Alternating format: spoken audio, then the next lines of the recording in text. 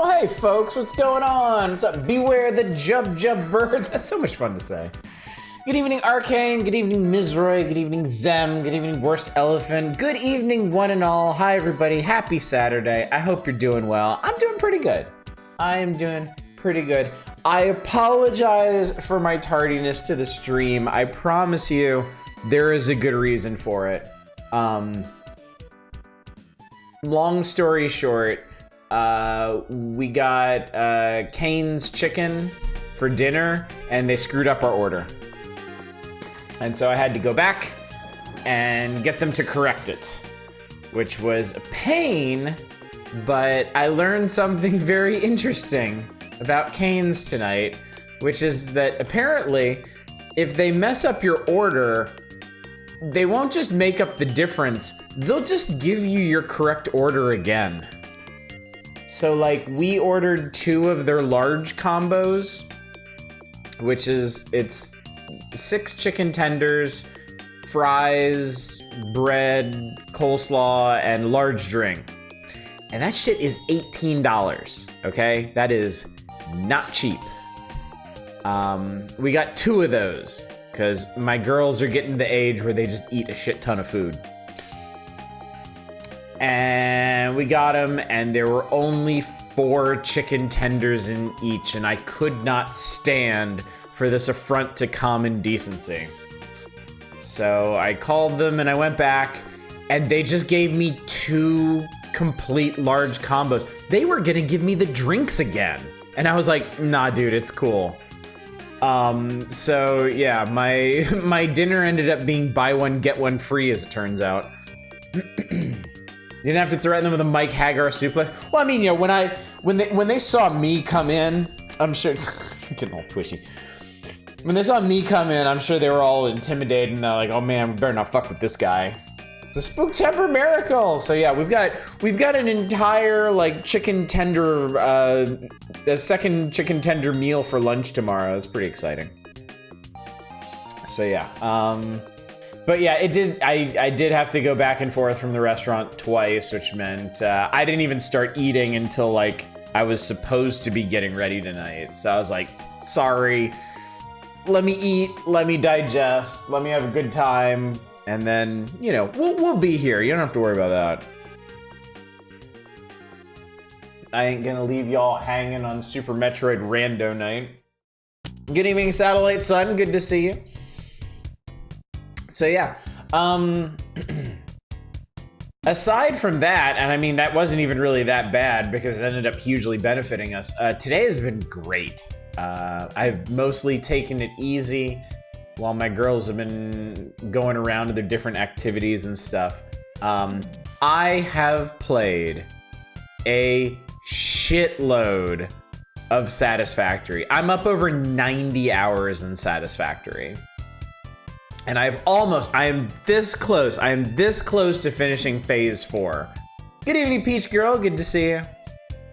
I just have to wait for my nuclear pasta to cook, and it'll be done and did, and then I'll be on the final phase, and I'm very excited. You should give us a base tour once you finish. It's really embarrassing though. Like, it's so hideous. I've reached the point where I'm just stopgapping stuff now. Like, I'll be like, oh shit, I'm running out of rotors. Where do I have rotors? And I'll run through the factory and I'll be like, oh, that line has rotors and I don't need it for anything, right? And I'll just rip up a bunch of the conveyor belts and reroute them to like the other side of the facility. It's so gross. It's awful. If you have a nice pasta sauce, I do. It's radioactive. No excuses, show us the jank, you coward. All right, fine. When I beat Satisfactory, whatever night that happens to be, I will give you a brief tour of the hell facility. It is gross. It is so gross. I am so... No, it can't be as hideous as Let's Game It Out. Like, there's, like... Nobody can do what he does, frankly. It's 100% how most real-world urban planning goes. You know, it's really interesting because I actually feel like I've learned a lot about organizing and stuff, and I'm trying to be better. I'm using the rest of this playthrough as an opportunity to kind of learn from my mistakes and try to improve upon it. Okay. I don't know how many people in here are like intimately familiar with Satisfactory, but those of you who do are probably going to like groan so loud they can hear it at the International Space Station when I say this. I am almost at the end of phase 4 of the space elevator, and today, for the very first time, I tried blueprinting something. I have literally never blueprinted anything in that game, and I tried it today, and I was like, oh my god, I'm an idiot. I am so desperately stupid. So I'm really excited to start a new playthrough. I'm going to finish this one because I want to see the whole game through, and like I'm really close to everything.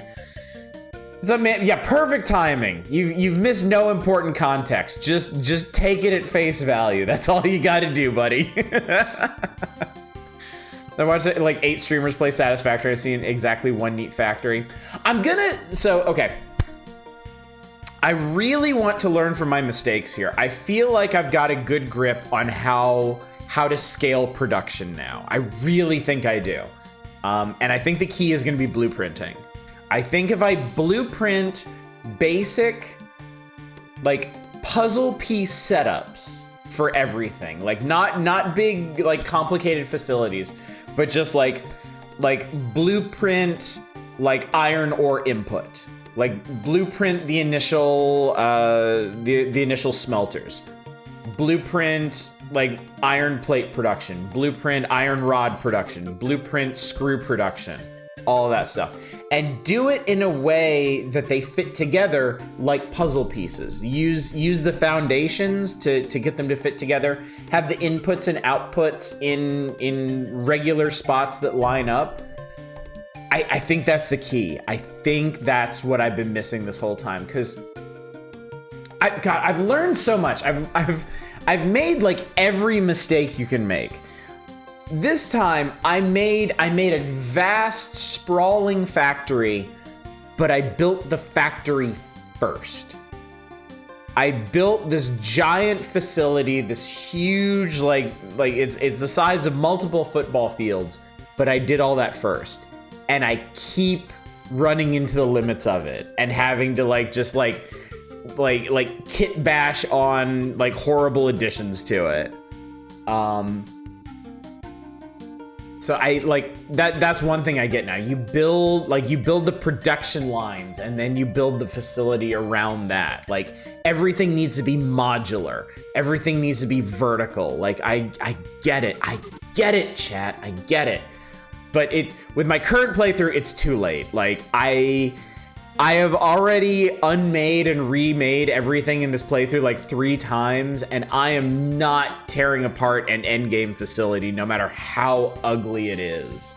I've torn down sections of it and rebuilt them, but there's just it would be so much work to redo the whole thing.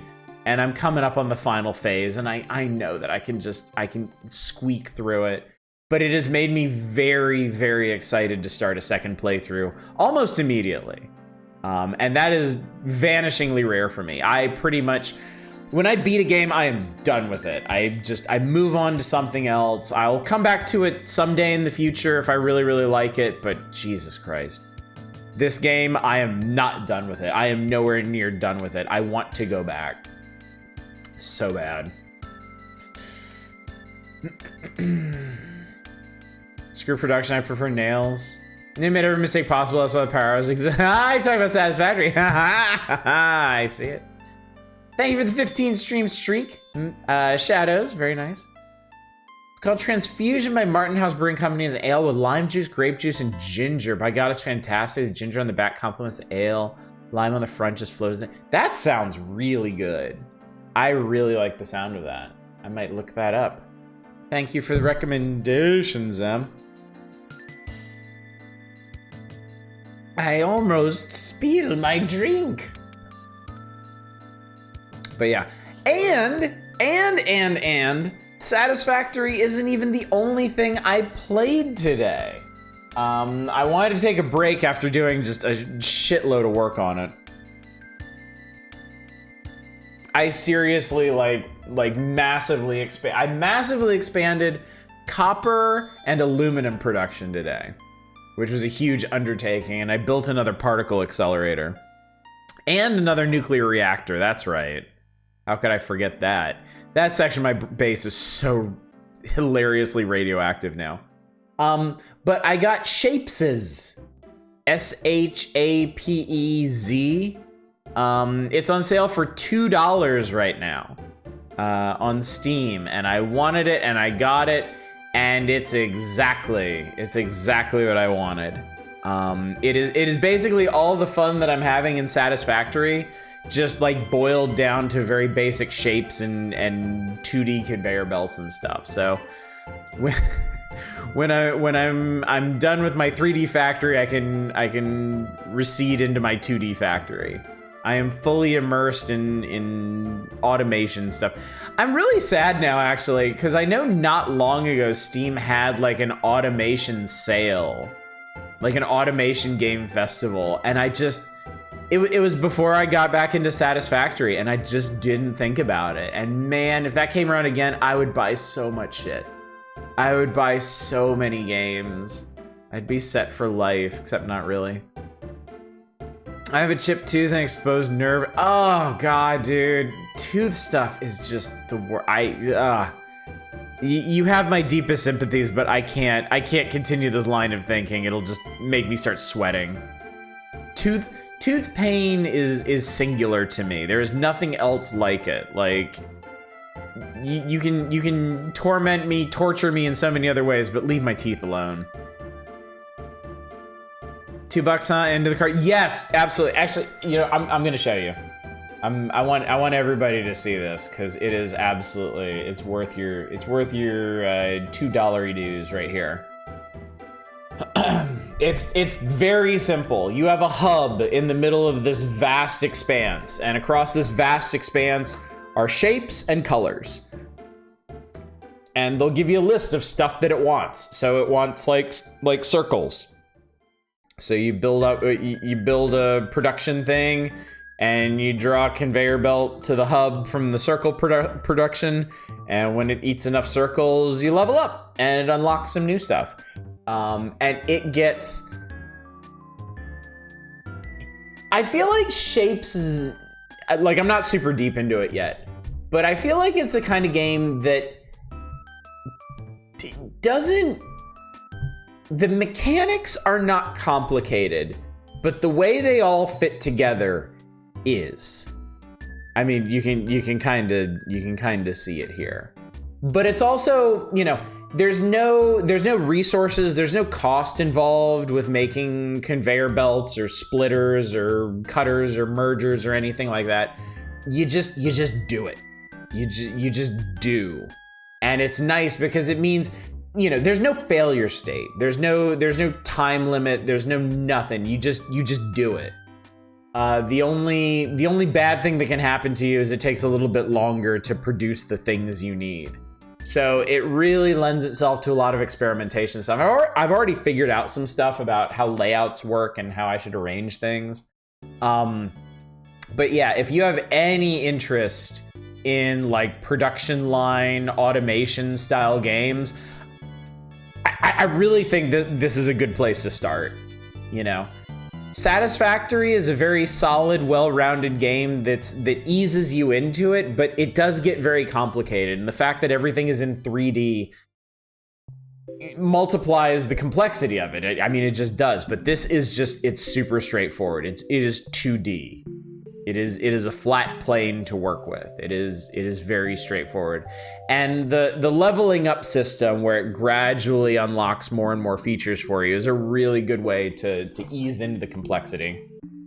Yeah, it's just shapes without beats. It has good music. I will mention that too.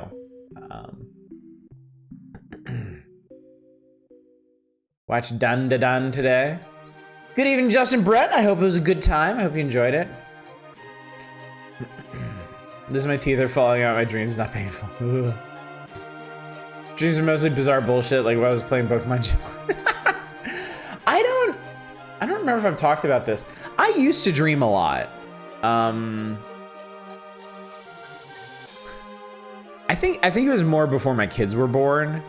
I used to have all kinds of just like crazy dreams, all kinds of insane stuff. And then I went through a long period where I didn't really dream at all. Like seriously, for like the last five or so years, I have had like no dreams. And then just this year, just recently, I started having dreams again. Not a man who haven't Hey, it ain't all roses and sunshine here. I don't tell y'all everything. There's all kinds of stuff going on in Oddish land that y'all might not be aware of.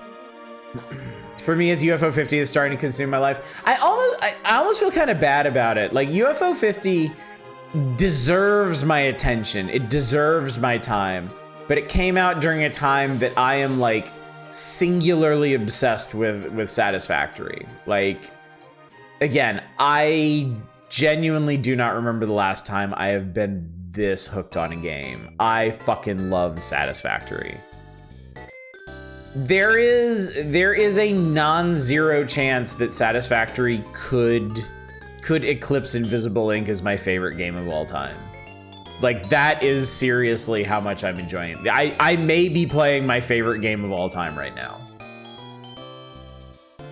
I cannot overstate how much I am enjoying my time in it. And just there's no hesitation, there's no second thought. Whenever I have a free moment, I just boot up Satisfactory. And I'll just wander around the factory and see if there's stuff that I can optimize or patch up, or like I was just thinking today, like maybe I should make rocket fuel. I don't really need it, but it's there. I unlocked it. Let's make some rocket fuel. Why the hell not?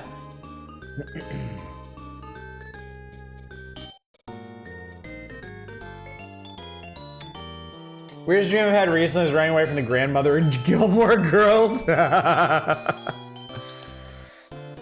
are always a million games that deserve your time and don't receive. God, that's for sure. I just reinstalled Shadows of Doubt. I was gonna play that again after watching an Ambiguous Amphibian video on it and being reminded of how cool that game is. But nope, Satisfactory. I require Satisfactory.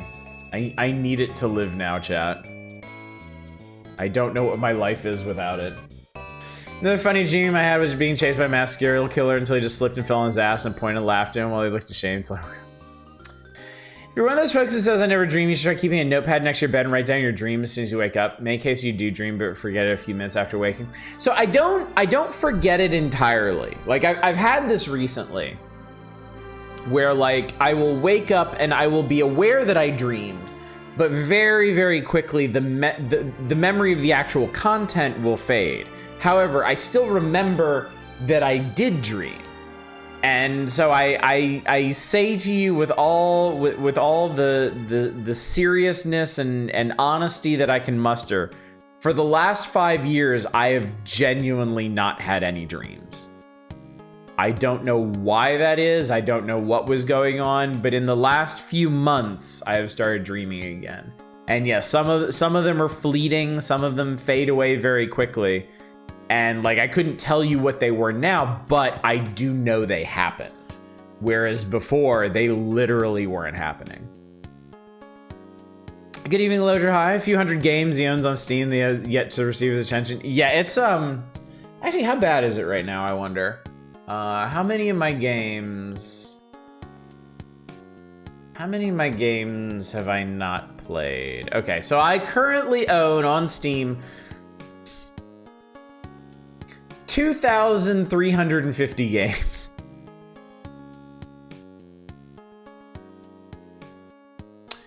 Of those, Okay, I played over half of them. That's honestly my goal, to have played over half of them. Wow. I have a game that I have played for 4 minutes and beat. That's really funny.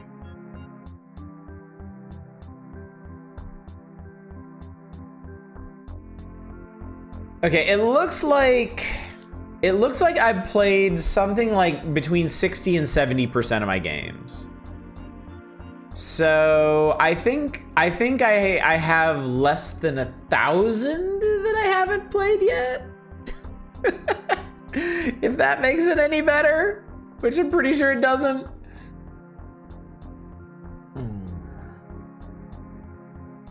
As an dreams gonna keep crushing them.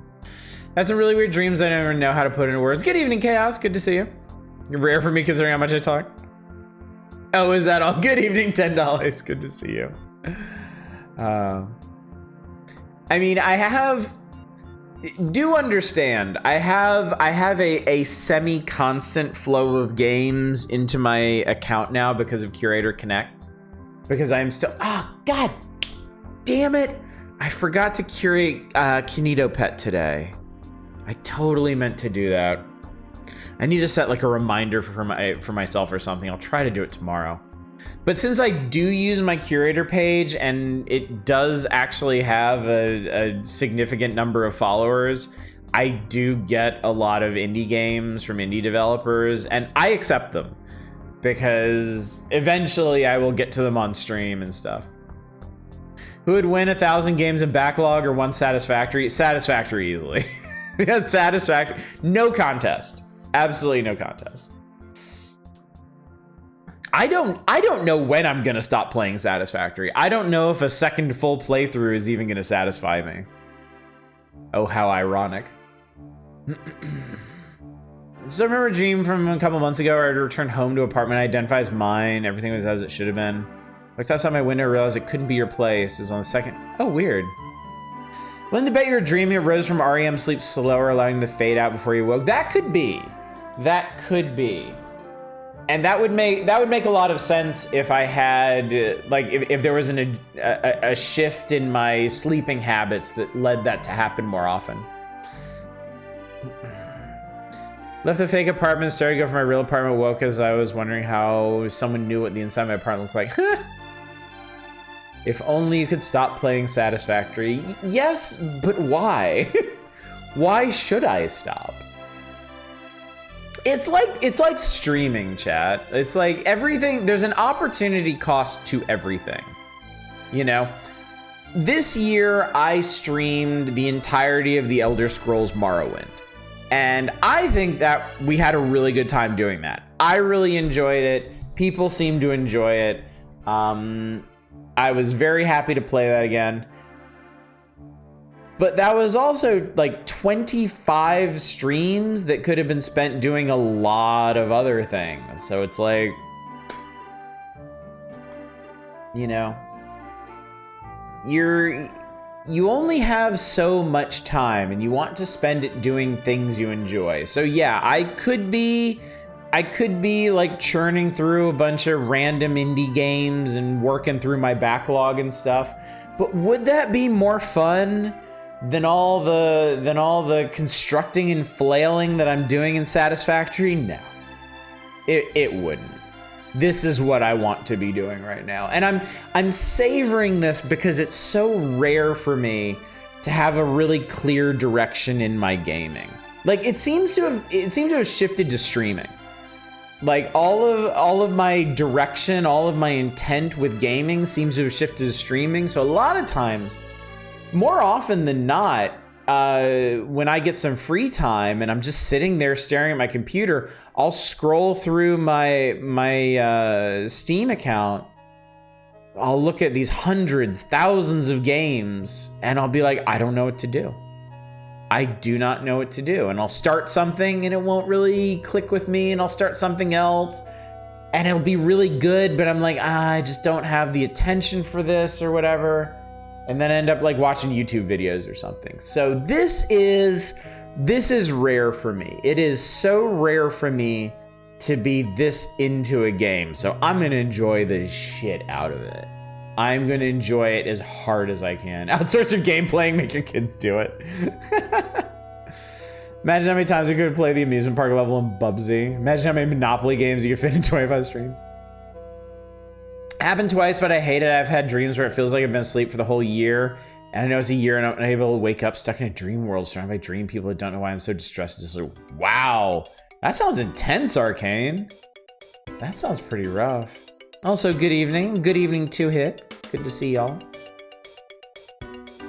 Backlog is such an unhealthy concept. Sorry to all the dumb bundles I bought a decade ago. I refuse to feel guilty about you. Yeah, I mean, it's led to good things in my life. A major motivator for me writing reviews was working through my backlog, having some kind of objective to the playing of games. And that certainly served its purpose, because in a roundabout sort of way, that got me here to streaming. But yeah, my backlog is much less of a concern now. I have no illusions that I'm ever going to work all the way through it, because I'm always going to be gathering up I'm always going to be gathering up more games than I'm going to be playing. So, and especially now where I seem to really know what I'm into, I seem to really know what I like, and I kind of have a plan for frankly, it's probably gonna be the next 6 months of my life. Like, I'm playing Satisfactory now, and I finish this playthrough, I'm gonna start another one. And then at the end of my second playthrough, if I'm really genuinely done with Satisfactory, I'm gonna start Dyson Sphere Program, which, if anything, is an even bigger game than Satisfactory, so. I mean, the next couple months of my personal gaming basically revolves around 2 games, if that. No nightmare quite like existential horror nightmare, yeah. I want to say that Hattress or I want to be the guy of automation building games. The Unsatisfactory. Are there any, like, I bet there are some like really hard like automation optimization games out there. Because all you need to do is add resource scarcity and or a time limit. And then, oh my God, start sweating. I think Factorio actually has limited resources, right? If I remember correctly, Factorio kind of forces you to expand into alien areas so that you have to fight them off and work on like clearing and securing zones. So that's an element to it. So, but no, I like Satisfactory and Shapes'. I like that there is just there's no failure state. You can't screw it up. I love that the resource nodes are infinite and Satisfactory. I love that you get full refunds for deconstructing things. It encourages experimentation and freedom of construction. A lot of ways, Sonic Marathon's been keeping me a lot more focused with games. I have a checklist I make regular progress through an explicit end goal. Yeah, it was the same thing for me and like theme months. Like scary games for Spooktober, roguelikes for Roguemas, platformers for Platform February. Like, I love doing review series because I had a theme. I had stuff to look forward to. I had, and I knew I would work through like 30-some games. You play Greg Tech modded Minecraft, you want Nightmare Resource Collection Factory game. This is also, the other thing, chat, this has also been making me think about Zachtronics games more too, and in particular, Infinifactory. Because I love Infinifactory. I should have known I was going to end up here one day because of how much time I sank into Infinifactory. And boy, I'm gonna be really excited to go back to that someday. Greg Tech New Horizons is only possible to beat by one neurotic goose on YouTube, and I scarcely could recommend it for anyone else. I guess we have Factuary to look forward to then. You are safe for now, chat, because I'm not convinced that I could make these automation games entertaining streams. I think I think the style of streamer that I am requires more like dynamic happenings and things for me to kind of play off of. Whereas like an automation game, I would basically have to narrate hours upon hours of like assembly line optimization and like resource scouting and stuff. I dread the day someone makes a hybrid of Satisfactory into City Builder. It already exists. I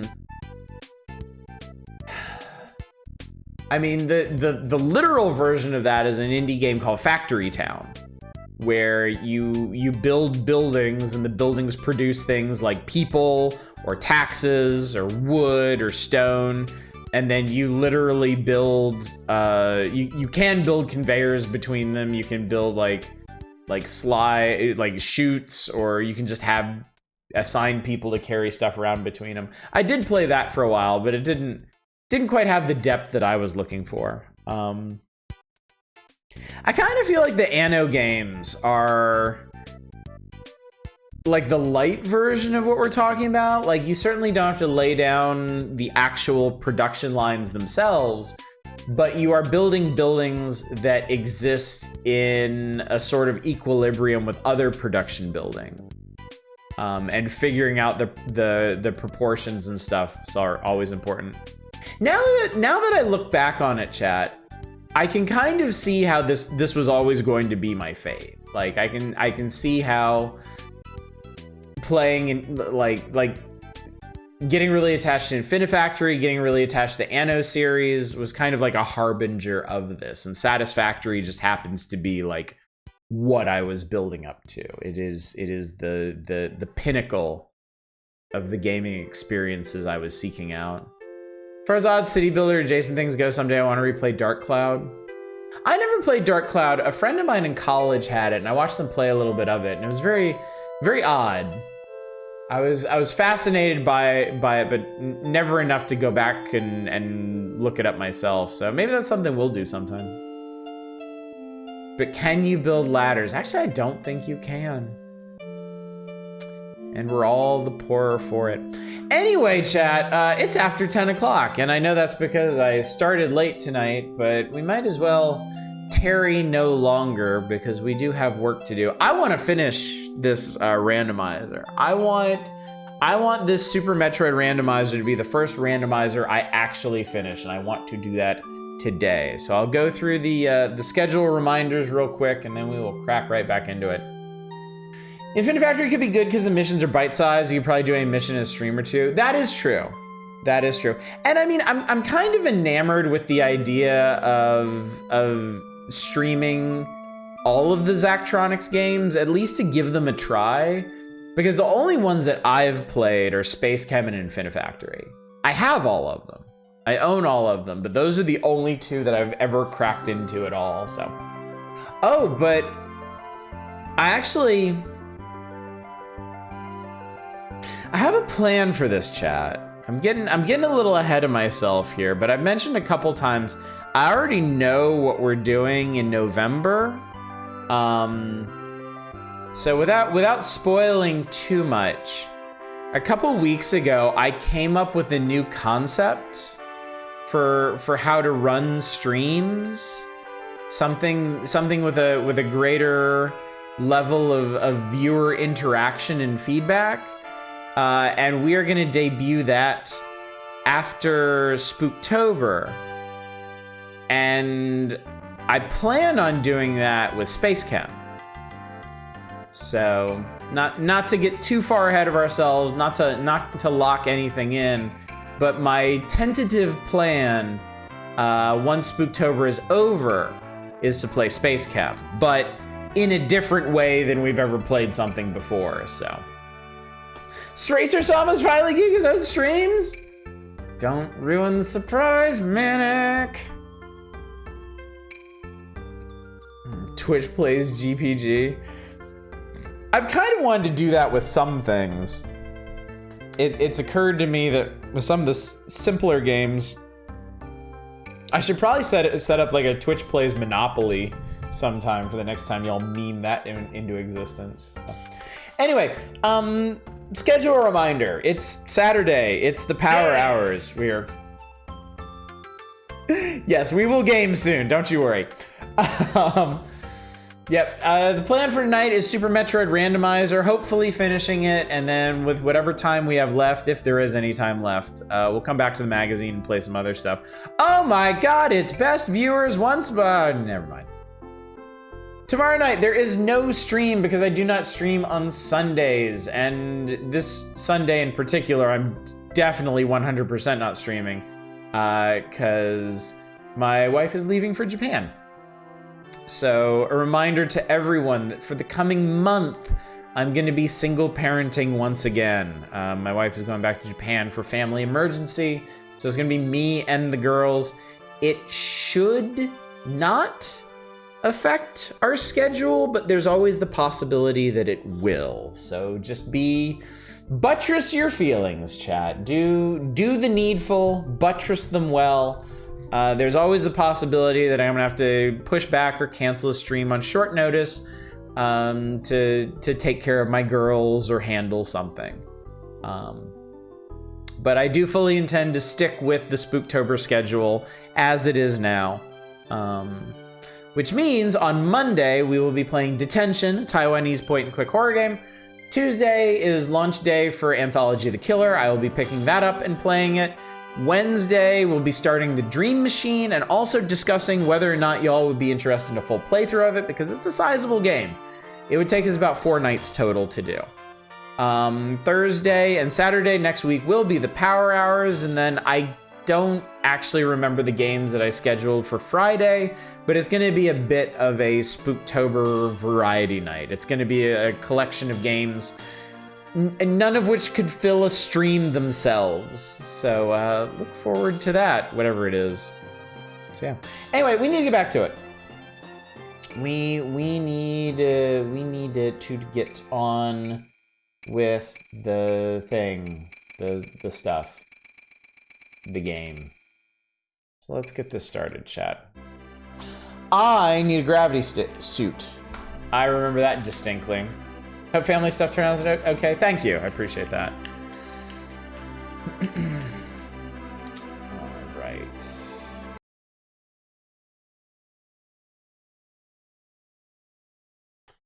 This music is familiar. It's from Alka. What was it? Alcahest? Alcahest. Whatever the fuck that is.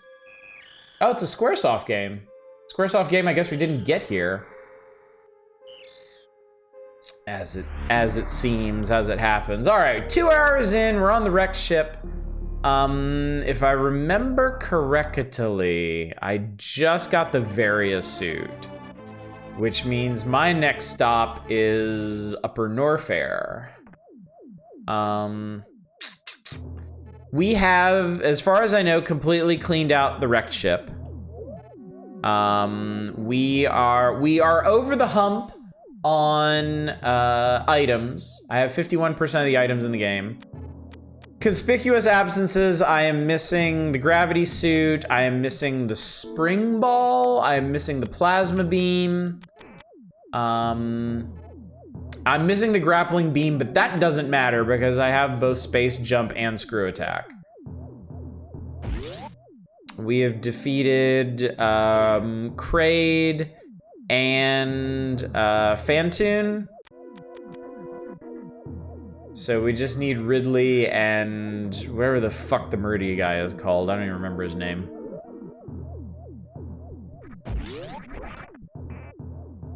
Co-developed by HAL Laboratories and Squaresoft as it happens, an action JRPG produced by Satoru Iwata. Alka is the alchemical substance is a perfect solvent that could dissolve anything. It's necessary to create the Philosopher's Stone. The Marie guy's Phantoon? Then what's the wreck ship guy's name? I thought that was the wreck ship guy.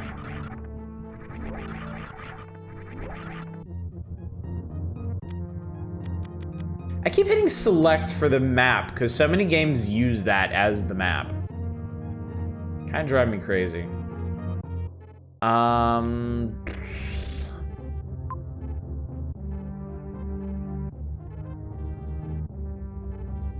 Phantom's wreck ship Dragon is Meridia. Okay, cool.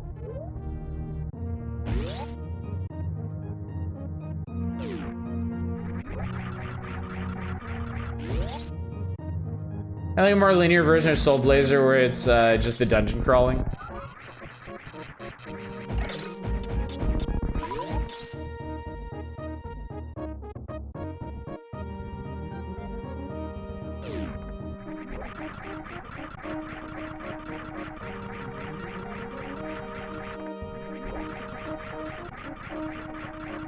Wrecked shit.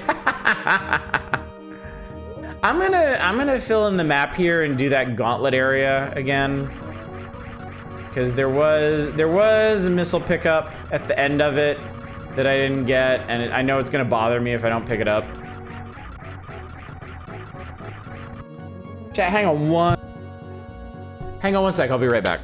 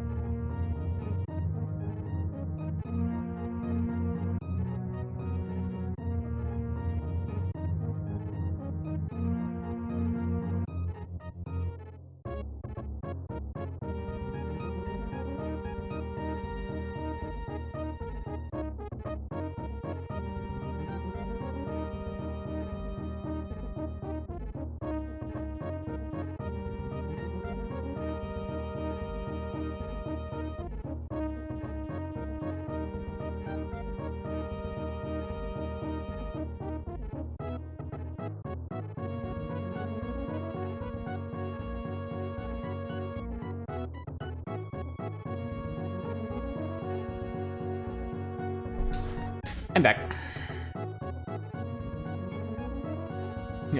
Alone with Chair Sama.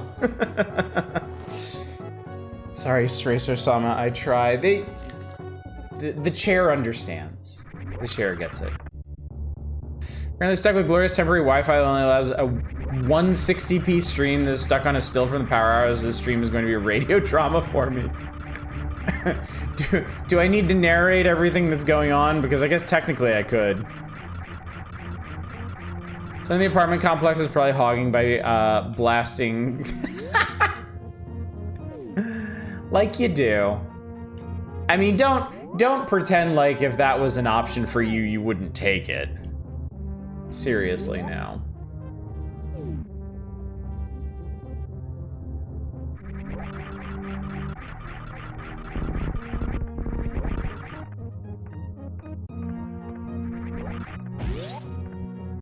Put large googly eyes on Stracer Chan, have it stream Placid Plastic Duck Simulator simultaneously.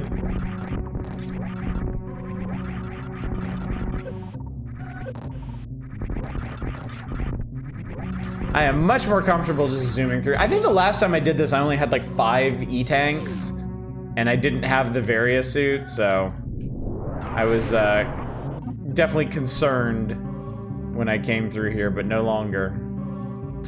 I think the first time I played Super Metroid, I found this area really early, and I was determined to get through it because I thought there'd be a lot of good shit in here. And I mean, there's like 3 whole upgrades in here. And one of them is an E-tank, which is a pretty big deal, but this is not an area you're meant to do early on. Like straight up. All right, so I want to be on the right side this time. There we go. All right, and we're done with this. I'm sure speedrunners and rando veterans have some kind of clever name for that hallway.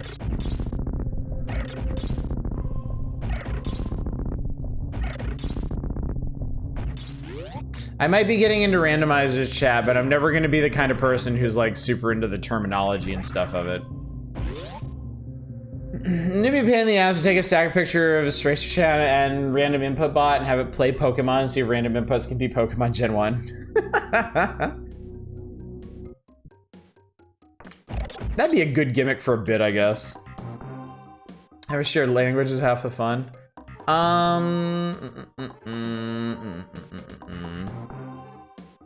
That's weird. What is at the bottom of there that I didn't get?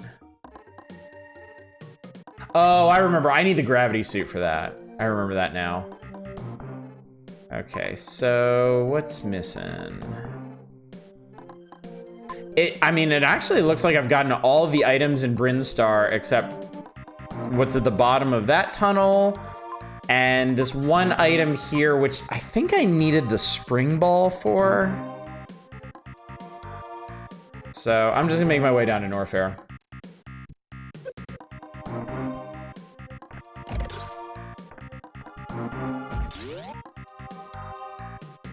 Actually, because I'm an insane person, I'm gonna fill in the map too.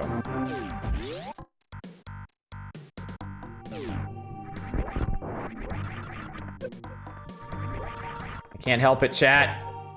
I love map completion. Name it, is a chair better gamer than GPG? I actually can't run through here. Because I'll fall down that pit again. Not fair, chair is younger, has no kids, and drinks far less. All the advantages. It was a while ago to hear about the dude that set up his fish, pet fish to play Pokemon, and said fish crashed the game, went to a Switch eShop and bought shit. I did hear about that. That was so funny. Truly amazing stuff. I love living in the future. Is chair ass or only next to ass? Ow.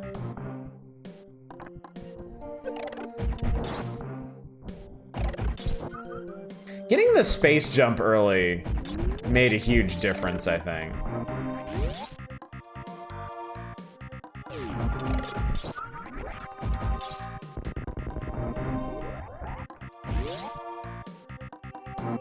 The mention of some dude's fish as a christened the Switch account. Wow.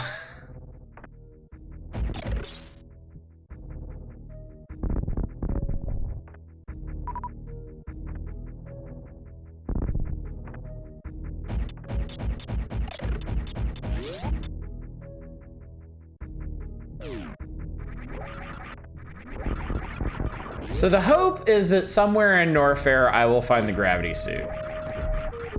Because then I can do Meridia. That is the big hang up right now. There's one entire area, this one in particular, that I can't access because I move like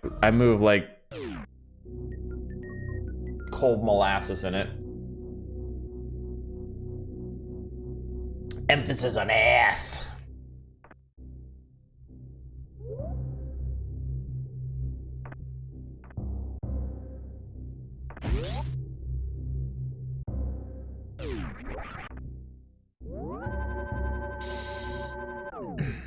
Okay, so yeah, I haven't been anywhere in Norfair because I just got the Varia suit, so.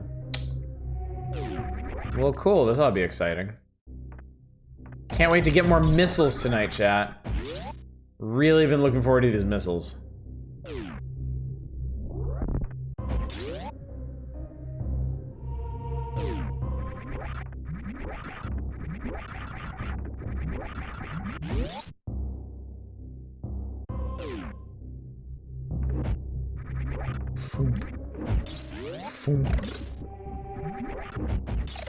The weirdest thing about these faces, chat, is there's actually like 2 different kinds of them. I don't even know why.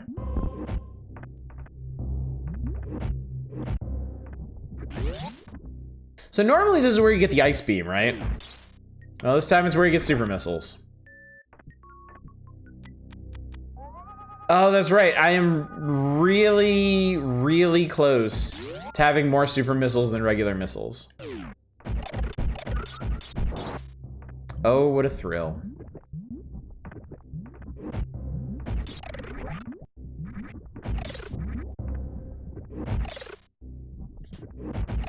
I'm sure I don't have to point this out to you, but y'all have noticed that Samus's various suit pulsates red when you're in one of these high temperature areas. Like it's regulating the heat.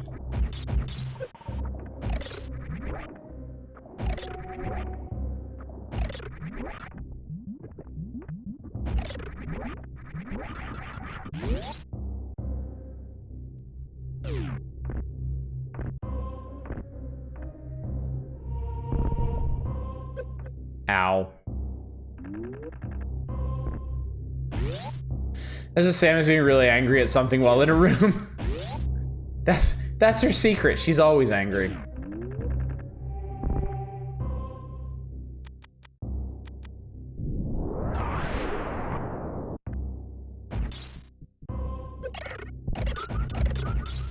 Yeah, just another one of the neat little details in this game.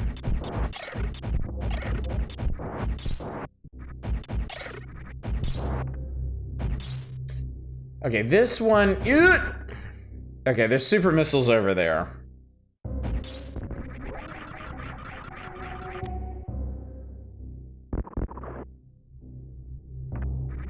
That one power-up vexed me so much in old playthroughs of this game. Because half the time I would forget it was there, and the other half of the time I just wouldn't be able to get it. That whole room is just a nightmare. All the platforms collapse. All of them. Called Chozo because they're related to chorizo. I mean, lucky them. So this is in the can. Samus is the one from the 90s 4-panel manga where her only reason for doing this is she's obsessed with using the morph ball and lives for morph balling. But see, the problem with that... If I may pick a nit here, if that was the case, then she wouldn't keep losing the morph ball power up. You know? I did it! I did it! More super missiles than regular missiles, chat. My dream has been achieved. Achieved? Close enough. I have achieved it.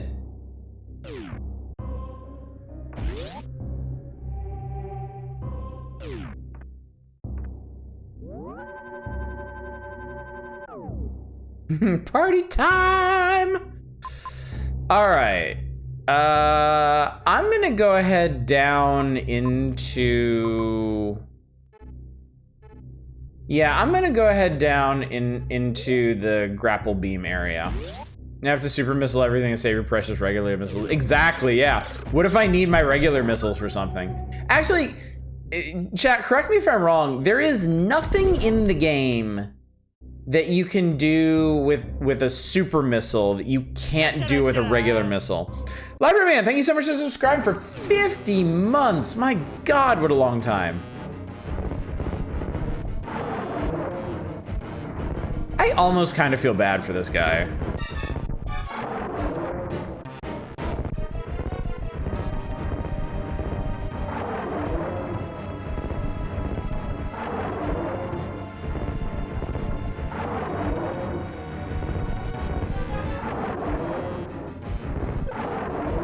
Except for super missile doors and secret super missile only blocks. No, that's what I'm saying. Like, super missiles are just regular missiles, but better. Like, they're just regular missiles that do... So, like, if you have enough super missiles, you technically never need normal missiles. Like, for anything. Buddy, come on. Bye. This is so gross. Like, for a Nintendo game, this is really messed up. Do the 5 red missile doors open to supers? They do, yes. And you can actually see the bubbles of him moving down here.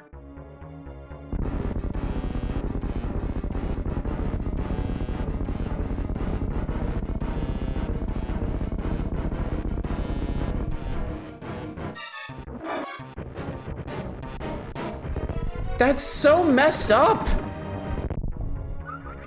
It's so messed up, chat.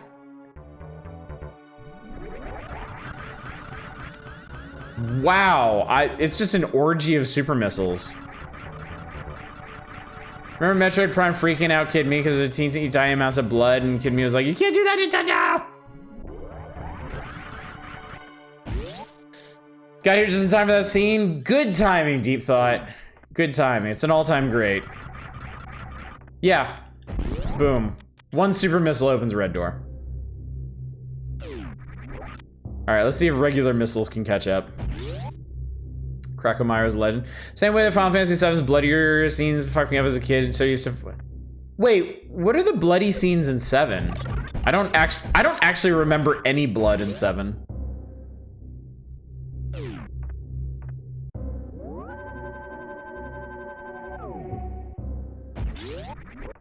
Like, I know Eris doesn't bleed when she gets shish kebabbed. Sephiroth's incident at Shinra HQ. I don't remember that. Shinra building speak. Oh! Oh, yeah. Everybody's kind of splattered at Shinra HQ, right? Yeah, I had completely forgotten about that.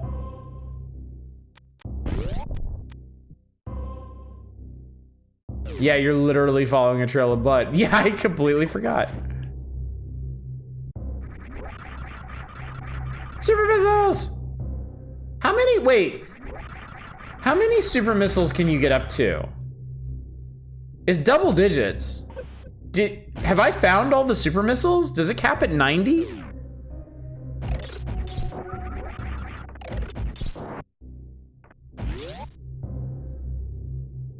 Oh yeah, the Midgarzolum. Yeah, that's right. Yeah, that's a pretty gruesome scene too. Wow, I forgot about all of this stuff, chat. I guess it's been a long time since I last played Final Fantasy VII.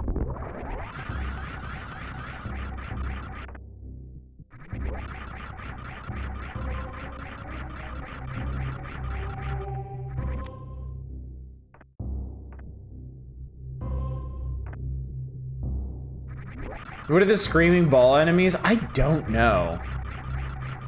They do look kind of like Lost Souls or something, don't they? Legitimately, one of my favorite things about OG Final Fantasy VII is the build up of Sephiroth. It is really what okay, shit. Okay, so there's at least 95 super missiles. But there's no way you can get to 100. 95 has to be the maximum, right? Has to be, has to be.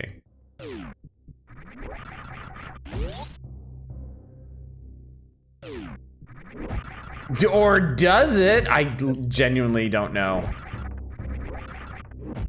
Like, just logic tells me that I have finished collecting all the super missiles, but man, like, I really don't know.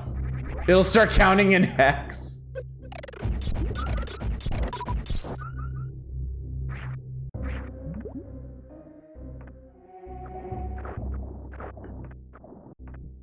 I mean, hopefully I have found all the super missiles at this point, because that means all of the general power-ups I get now are either going to be regular missiles or super bombs, and I could really use some more super bombs. Like, I know you don't need a ton, but I would be more comfortable if I had more than, like, you know, 15. Can't believe Kid Me dumbass my way into making Final Fantasy VII's plot entirely incomprehensible. Because my first name is Zach, so I need Cloud. Oh god, yeah.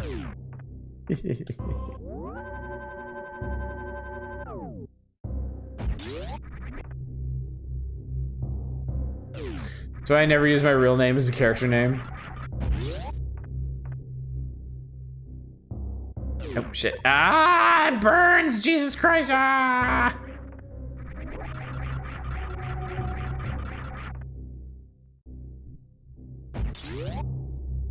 Man, North Hero is a lot easier when you already have the space jump and screw attack.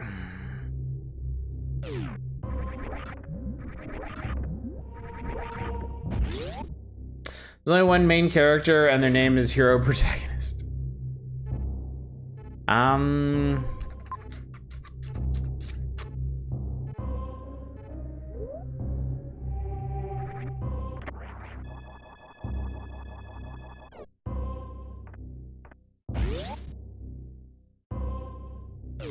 there any video game character that's canonically named Boner?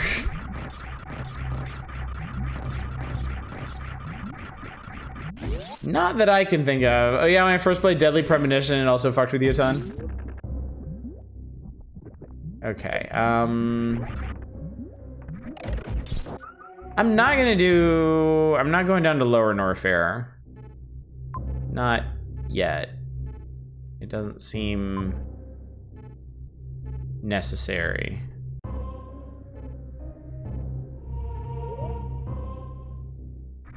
I just find it so weird when a character has my name. Yeah, not for me. I mean, my name is Michael. It is perpetually like in the top 3 or top 5 boys' names ever. So I'm very, very used to sharing my name with people. When I was in grade school, there was literally always someone else in my class named Michael. Your name is Oddish. Like Mario.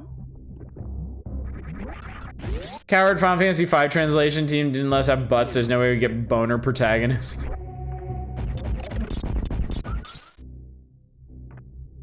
The hero we truly deserve. Okay, the hell is this room? That was weird. I like fell in a pit there. Why did I shoot that? There's no reason to shoot that. You don't need to shoot that. I'm shooting it anyway. Samus woke up today and chose violence.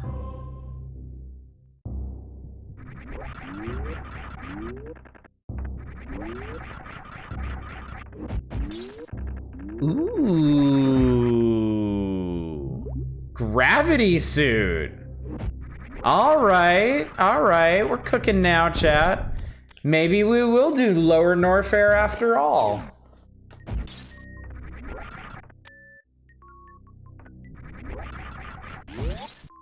Samus just does not wake up and just start. Yeah, she's not the type, really. Everyone has a type, and that's not Samus. And that's okay.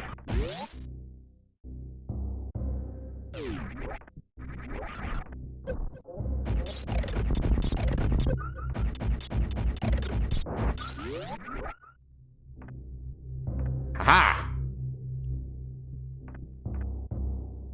Although I don't think I can actually go this way. Can I? No, I can.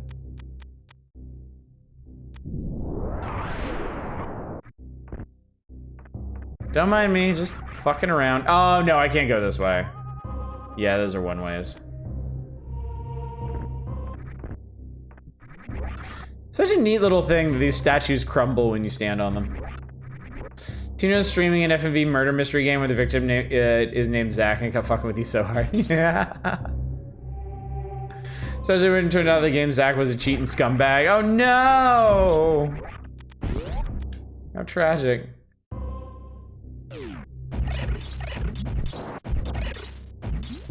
Okay, so now I'm just missing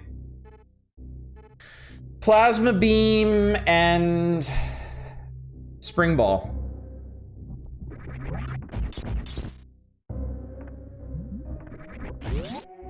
Those are the only, like, key upgrades left. And they're not, like, Spring Ball is 100% optional.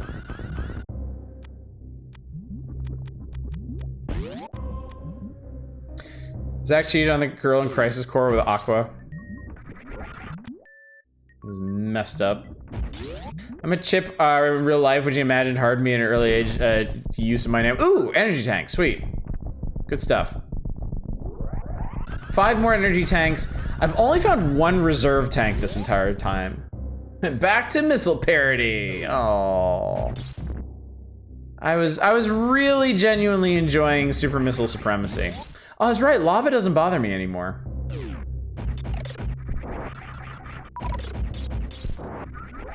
That's right. I don't give a shit about lava. Chippathy. What? Wait, what? Chat, how is that possible? How can you, how can you have more than 100? How?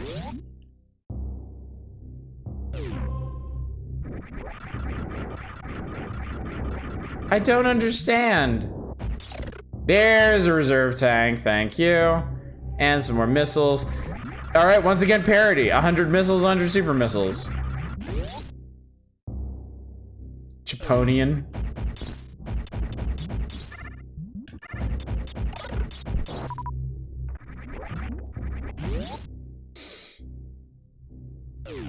Ow. I was Chipotle in the fast food restaurant, stole your name. Over 100 on display next to it, telling me the hack randomized the item locations or something. Look, I'm just saying, okay? I was not mentally or emotionally prepared for this. This is dramatic. This is a big damn deal, okay? Give me a minute. Chipplesworth. My username is Chipacabra, but wasn't available when I made this account. That's really funny. That was a really good one. You can drop down through here, right?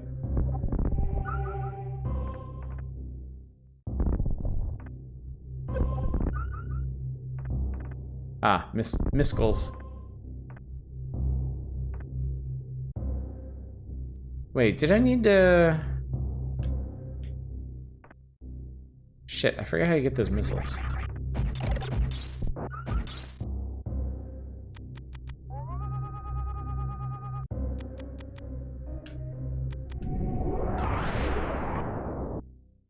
So glad I have such a weird-ass username so I can be assured I'm the only person with it. Ah, here we go.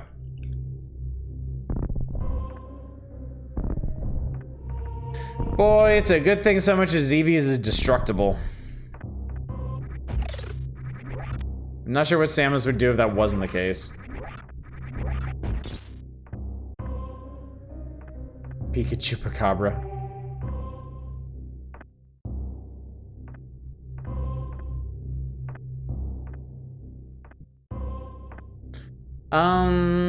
All right.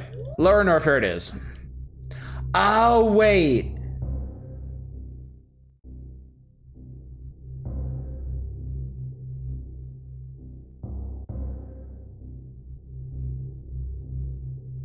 Can you do Lower Norfair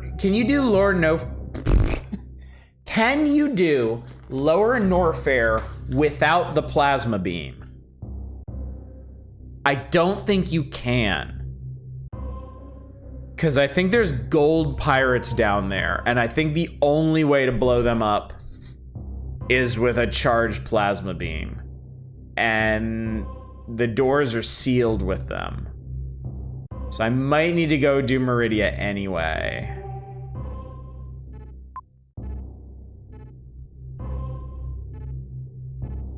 Lower Norfair sounds like a weird nickname for Skyrim.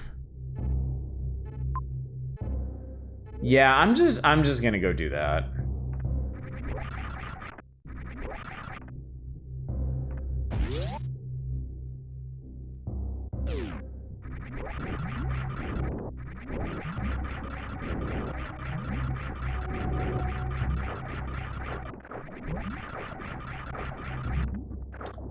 I don't think that's supposed to happen, is it? That was weird. Wait, where's your... Ah. You know what, chat? I'm not entirely sure I've ever gotten that item. I don't know what it is in the normal game, but I'm not sure I've ever gotten it. I've never beaten Metroid with 100% item completion. I know that.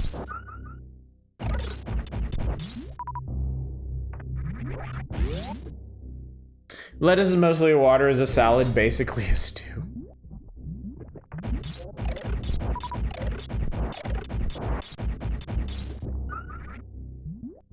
Oops.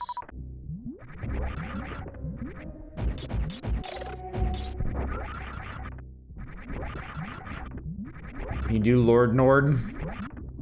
Lord Nordford Nordfor Lord Nordenborn? It's a pasta.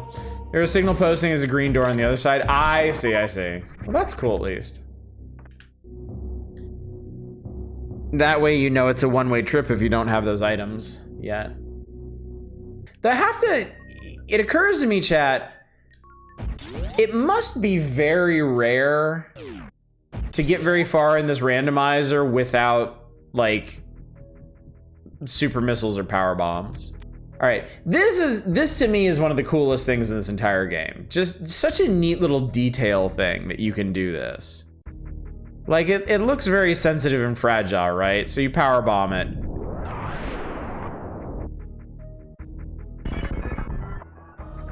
And you blow the tunnel open. It's so cool.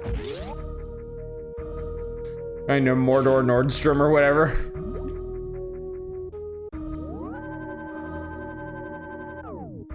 Okay, where is the junk in Meridia? All right, there's a couple items above me.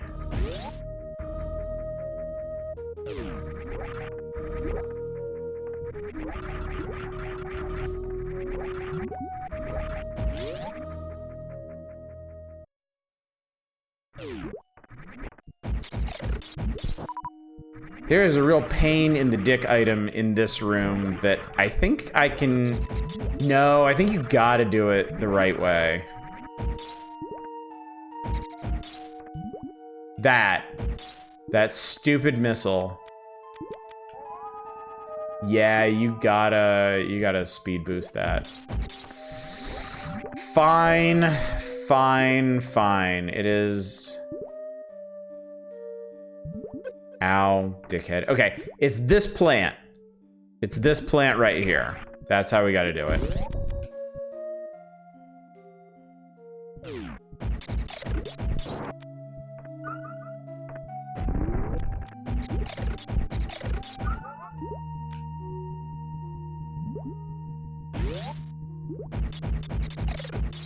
I hate this one because the run up for it is so weird. These are definitely my least favorite type of Metroid secret. Yeah, you gotta crouch while you're over here and then walk over here, which is really annoying. It's just a pain trying to line it all up.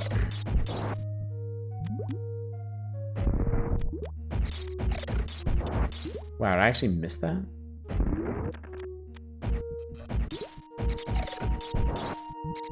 Meridia's got great music. I like it a lot. Oh, fuck! Come on, man.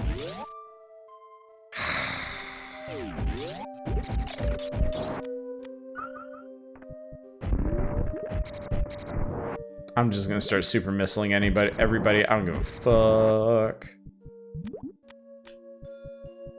Okay, so as soon as I get through the door... Fuck, how does that work? Shine's Party where you have to hold a charge is really challenging, Lummy. I forget, does it actually... Do you hold the charge through room transitions? I don't think you do. Oh my god. Bet Osh's chair could do it. I can do it. I've done it before. I don't know why it's not cooperating with me now though. Oh, I might have to...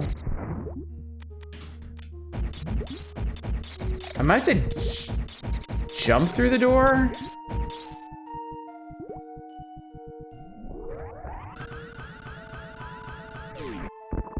What the hell, man?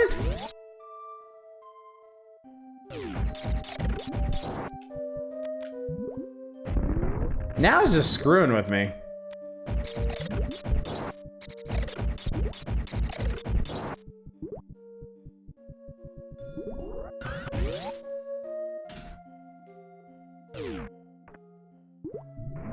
Ah. Skill trick shot exploding that crab in the corner though. Thank you.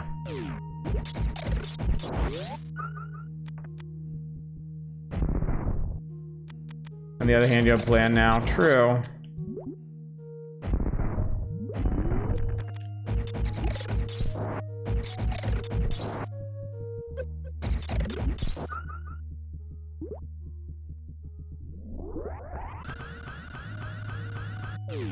Oh. No! God damn it! I hate this one so much.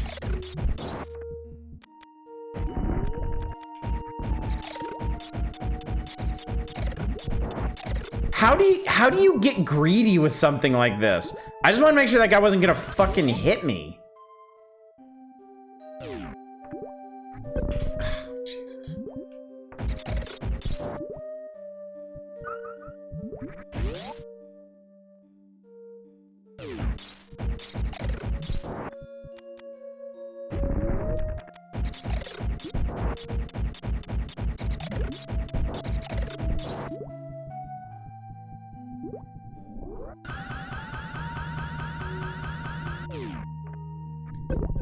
Shit.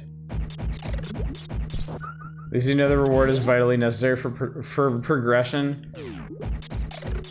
I wish my idiot brain would let me not do this. But it's there and I want it. I don't understand what you're doing. Yeah, I don't either. Oh my god. You have to... Okay. If you do the speed booster thing and crouch, you get a charge state where Samus is flashing white. If you jump while doing that, you'll do a super jump that like rockets you straight up and will break speed booster blocks. The only way to get that missile up in the ceiling is to do that jump from this precise spot and thread the needle through all these platforms. And it sucks, and I hate it. And I don't know why I'm doing it. Maybe on some level I am disappointed with myself and think I need to be punished in some way. I don't know.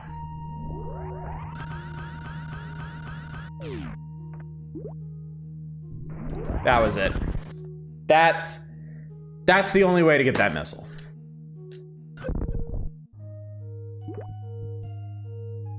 Doing it for all the little children had to give up. All right, that's from the other room. So let's go to the other room. All right, Meridia has broke me of my interest in filling out the map. I'm absolutely not going to do that. I am going to zoom through Meridia. You need to punish myself, actually lurk for more Sonic. A worthy endeavor, to be sure. No, oh, god damn it.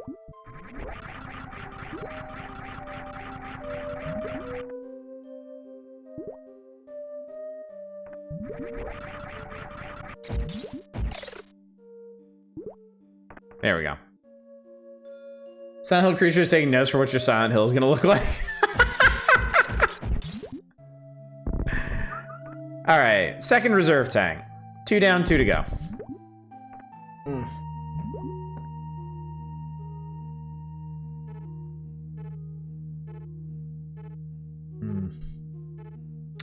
Damn, there's actually a lot of items down in the lower section of this place. That sucks.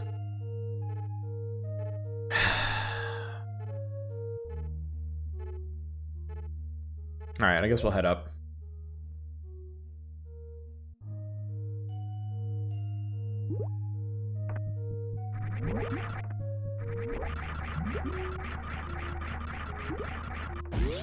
Jam making guy watching someone repeatedly run into a wall, yell.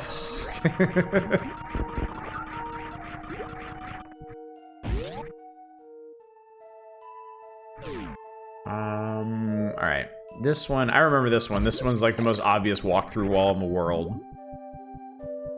Oh, there's the grappling beam, which I am, well, I say never going to use. I might use it on the boss. Did you know the entire time that I played Super Metroid as a kid, I had no idea you could use the grappling beam offensively against the boss of this area?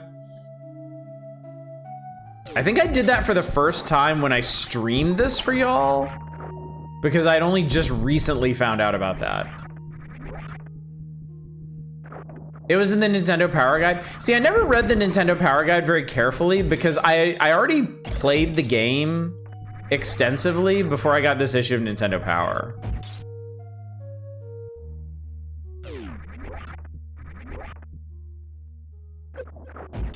I also didn't find the spring ball. Oh, speak of the devil. There's the spring ball. I didn't find the spring ball in my first playthrough of this either.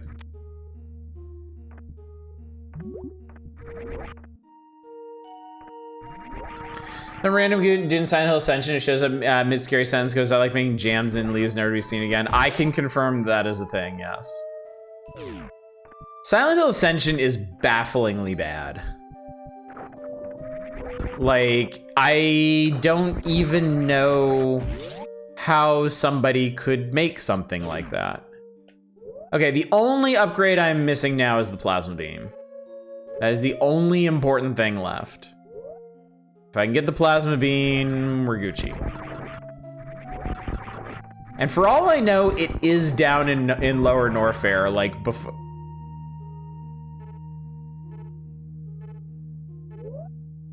Wait, is this a dead end?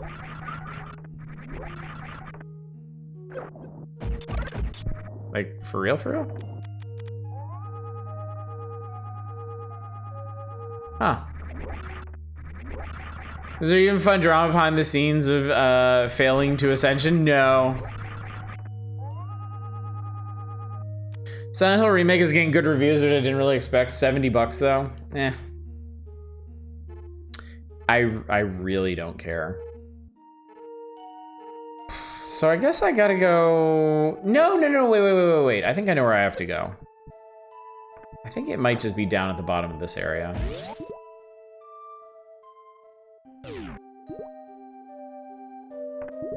Yeah, that's right. You can go through here. Okay, we're good.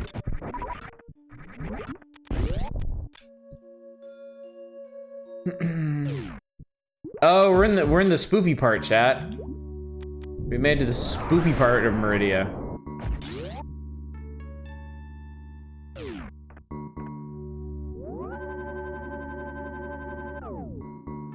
So let's see, we are here. I should go ahead and do the boss while I'm here.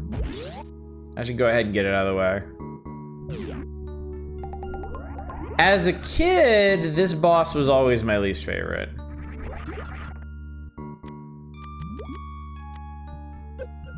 Fuck off.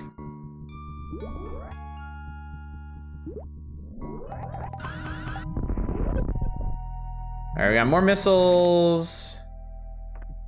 And more missiles. Cool, okay. This is a very frustrating boss to fight normally. I know, because once again, as a kid, I didn't know how to do it. So I fought him normally, and it sucked ass.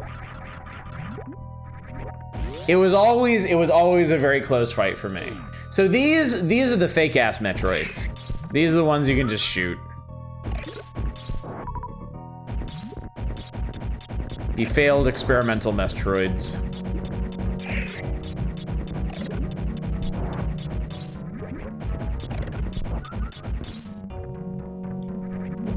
Great value Metroids. Kirkland brand Metroids. You shoot regular Metroids, you can, but it won't kill them. The only way to kill an actual Metroid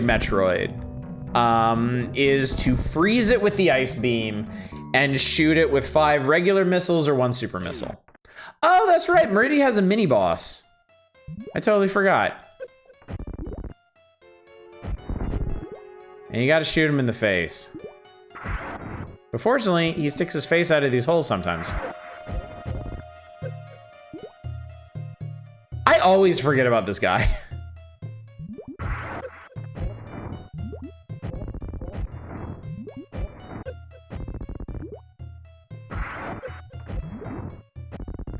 Because, I mean, seriously, not a whole lot going on there. He's a cutie. Compared to the bosses just skeet shooting, yeah, absolutely.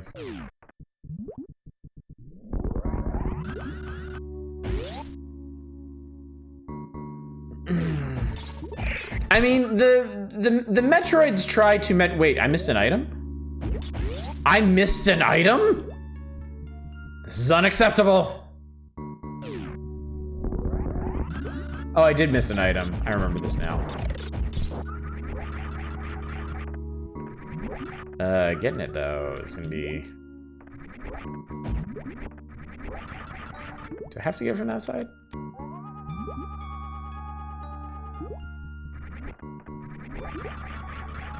Oh no, I think I can get from this side.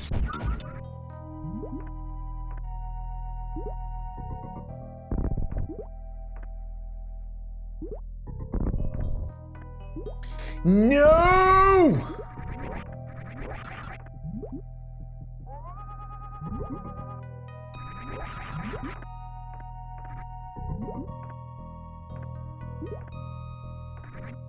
There we go. That is a tough maneuver, man.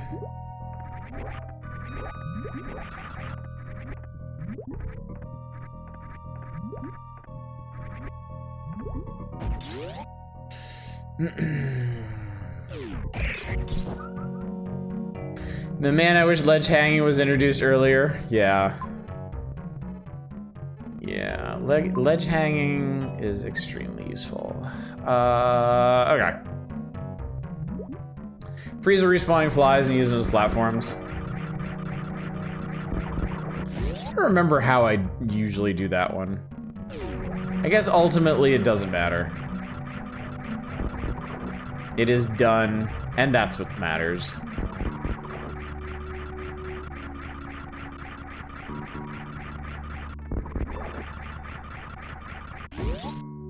Ledge hanging is the whip dangle of Metroid games, yeah.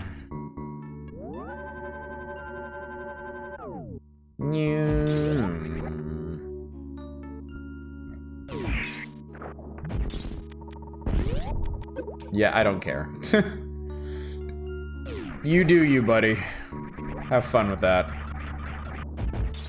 Oh, another reserve tank, sweet. Now recharge your super, nah, it's fine.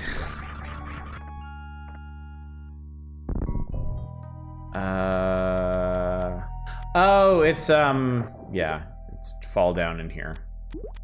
That's what it is.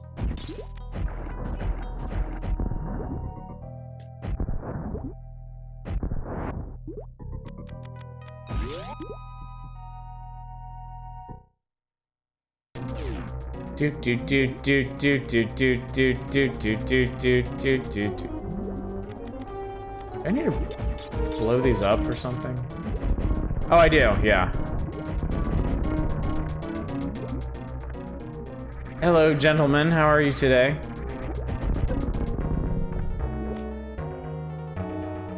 Come on, do your thing.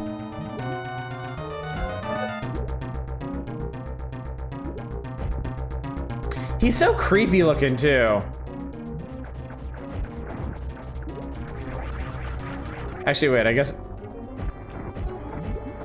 Okay. I guess I do want him to grab me, huh?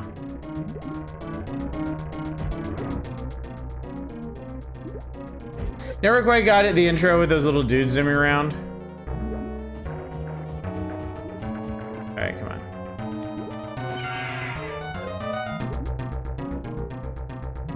Oh, I might be in a bad spot for this.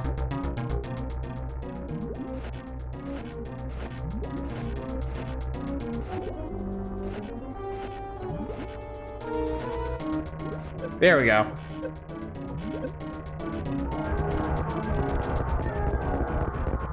God, I wish I'd known about that when I was a kid.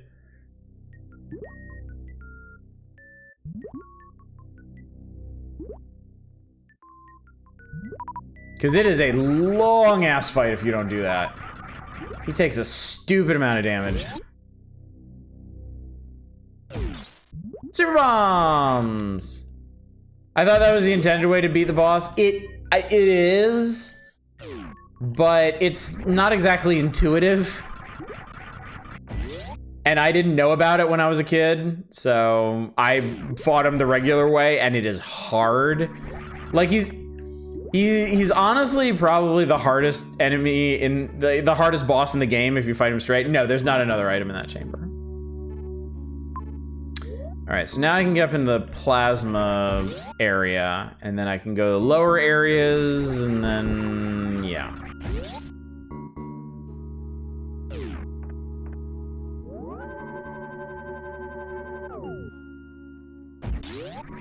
Classic of this game is I find a lot of the bosses kind of annoying. Can't really avoid damage, just have to outlast them. It's true. Yeah, it's true.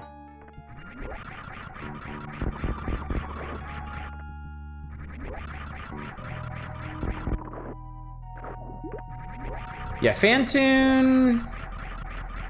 Actually, like, yeah, all of them. All of the main bosses, it's really, really hard to avoid taking damage.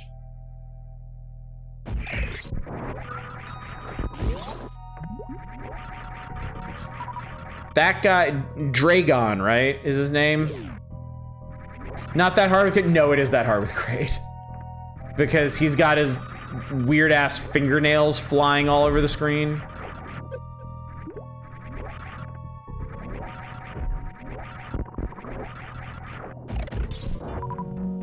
It's like Kraid is like fighting death in Castlevania.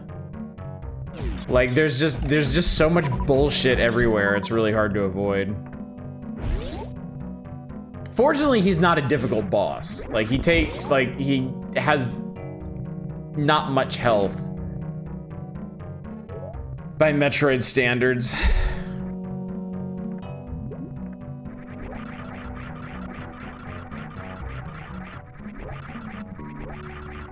But yeah, Phantoon is basically impossible to take not to take damage.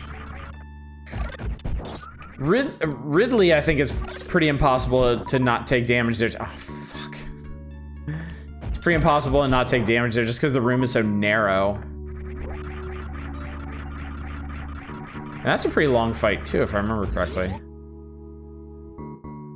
Metroid Prime bosses aren't all that fun, either. I guess when you think about it, actually, the Metroid games aren't really known for their... I mean, they're known for their bosses, but it's not because they're, like, good bosses. It's because they're interesting. Did I just screw up, actually? Because you have to... Oh, I might be screwed here, actually.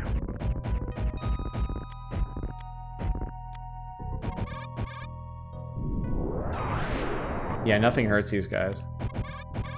Well, shit! Oh, screw attack. Screw attack gets him. Because, yeah, this is the room you get the plasma beam in, so you're supposed to kill these guys with the plasma beam. That's like your tutorial for getting out of here.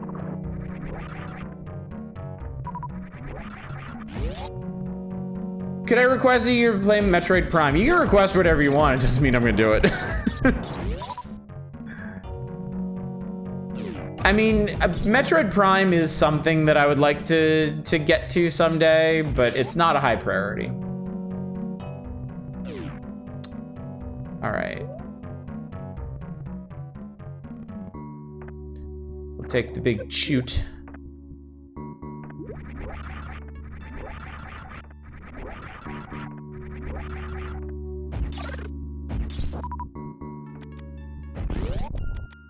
It's another one of those weird set pieces. Like, why is there a big shoot in Meridia? Why is it the only area in the game that has a big shoot? I don't know. You don't know. Nobody knows. I like the game so much, way more for the environments and puzzles and the boss fights. Oh, fuck. I gotta do that. Oh, I forgot. You gotta do these rooms from above. Oh, I hate that. Water slide.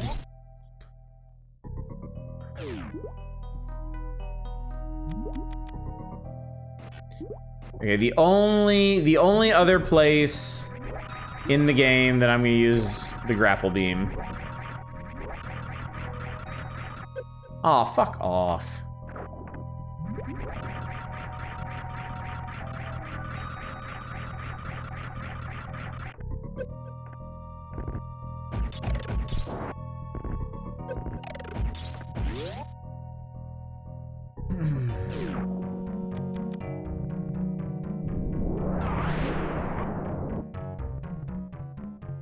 Damn it, now I gotta wait for him to go around. This is another one of those weird things in the game, like, why is this guy even here? Like, why does he exist? Like, what is the point of this?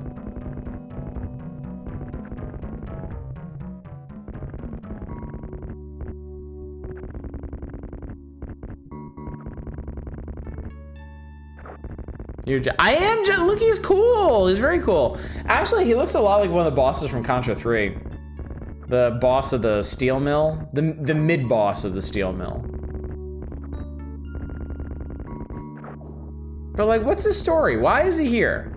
Why does he have drill arms? Why does he seem to have a turret he doesn't use?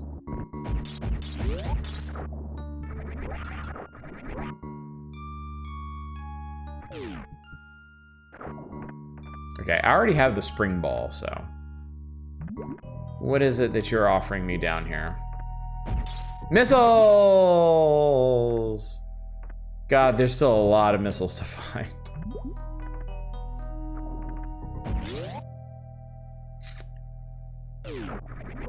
Unfortunately, you don't have to wait for him to go the other way.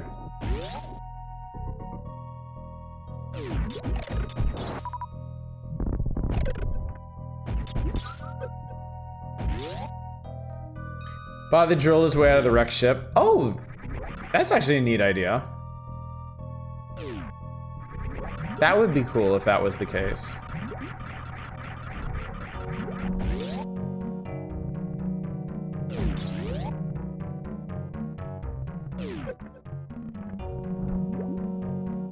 Oh, come on, man. Ugh. This isn't even the pit I want to fall in. I don't want to fall in any pits. I do dislike in Metroidvanias having areas that you have to cycle through to get stuff. Like that area up at the top of Crateria and these two rooms down here by the water slide. I don't like it.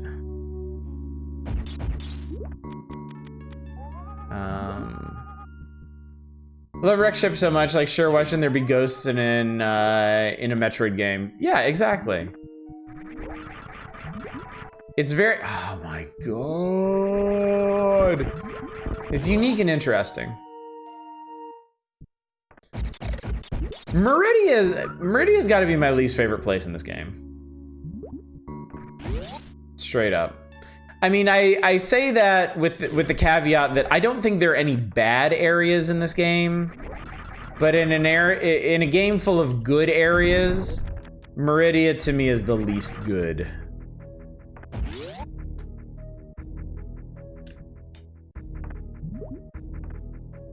Why are the space pirates even underwater anyway? I mean, it's their planet. I guess they felt like we need to make the most of it.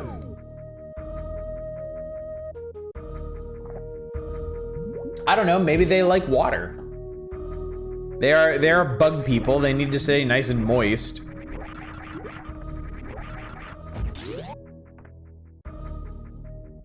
Okay. So from here,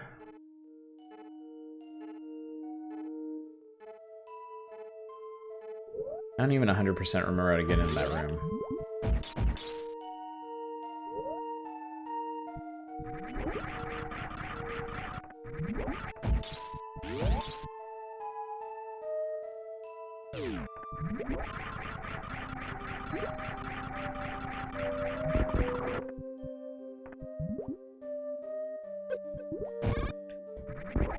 Splorp. There we go. Just walk right on through. Who gives a fuck?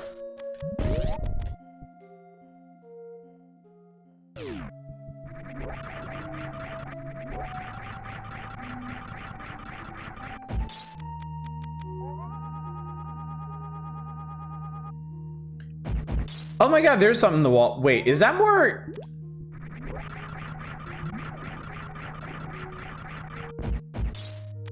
Holy shit, even more super missiles? Oh, it's the turtle. It's the turtle mama. I totally forgot about turtle mama.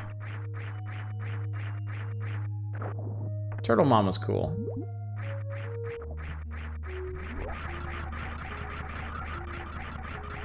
All right, one energy tank, one reserve tank left.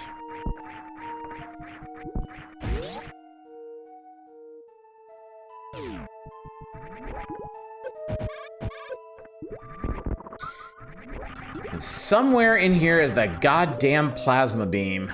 I mean, not here necessarily, but here in the, you know, greater sense.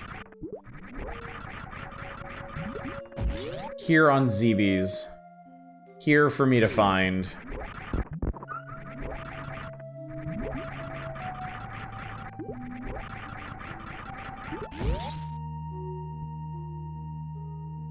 Cheap viewers. Sorry, we don't do cheap viewers around here.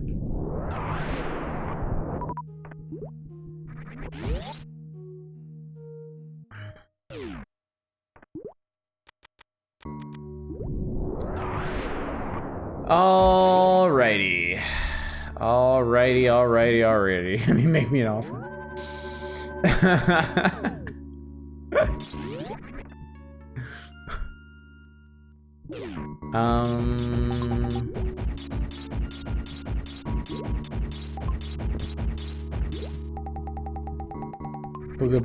Booga. Okay, so both of these areas have, I think, 2 items in them. Did you kick a baby turtle? No, I kicked a baby snail. Or possibly a full-grown snail. It's hard to tell with snails. It's really, genuinely kind of hard to tell.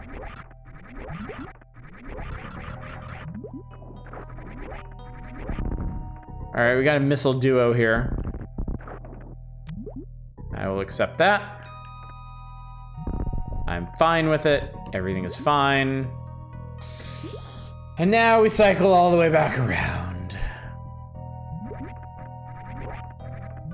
You can identify snails pre- and post-puberty by shell orientation. No kidding, Gausimo. Interesting. I had no idea that shell orientation was so important. Or I guess meaningful. Their bodies twist at sexual maturity to put their anus over their face.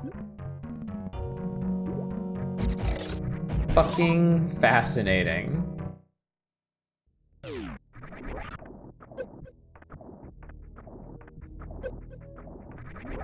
I don't suppose we could go into any detail on why that might be a thing. Like, what is the evolutionary advantage of having your asshole on your head?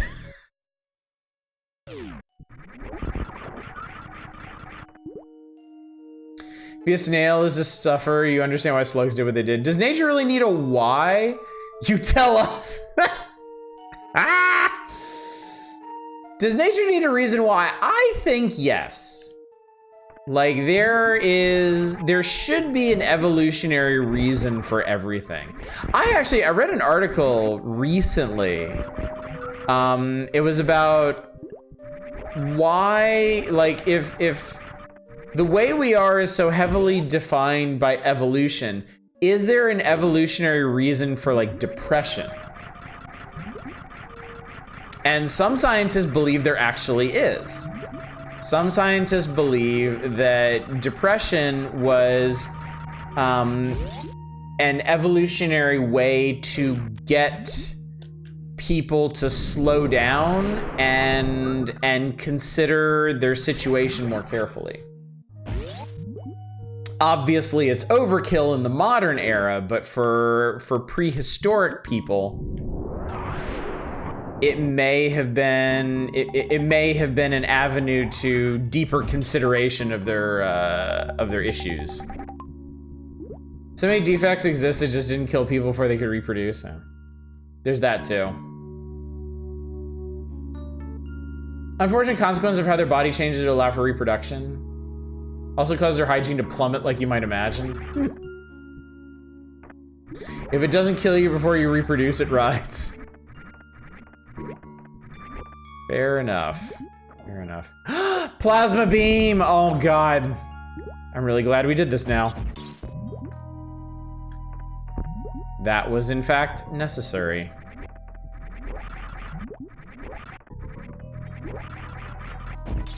There we go. Plasma beam and, I don't know, missiles? Super missiles? I had no idea there were this many super missiles in the game. Straight up. Did anybody else always think it was weird that you couldn't use the spacer and the plasma beam at the same time? Is the plasma beam actually required to beat the game? I think so. I think there is a room in Lower Norfair with gold space pirates, and the only way to kill them is with a fully charged plasma beam shot. And the door, like the door out of the room is sealed until they die. So I think, yes, I think you do need the plasma beam. When we get to them though, I'll double check. There may be other options. Like I was able to screw attack the pink guys in this region. And I don't think in the normal game you can have the screw attack by the time you reach the gold guys. So we can see if it works on them. I think vanilla has only like 50 supers maximum. So wait. The randomizer didn't add items, right? So why are there so many more super missiles in the randomizer? Did they swap out other things, or what's going on? Super missiles do not work on the gold guys. I can assure you of that. Oh wait, there's an item in here I can get. Not that I need anything else. I'm pretty much loaded for bear. They're replacing all the single rupee pickups.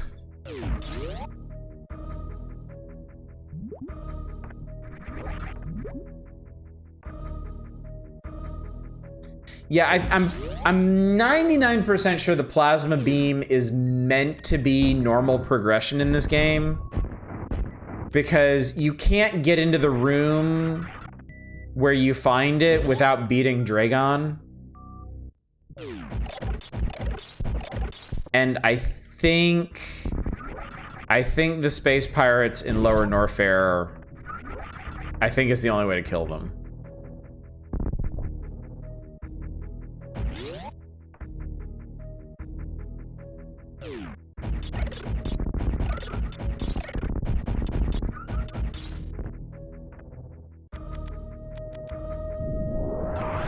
There we go.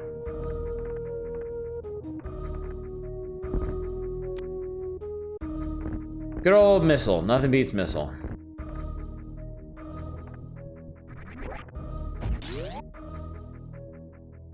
Humans still have functioning genes that allow us to produce our own vitamin B12 instead of needing to eat in our diets. The issue is the vitamin B12 excreting section of the intestine has been moved to the end, so it creates vitamin B12, only to then immediately poop it out. Ha! Well, that's dumb. Stupid body.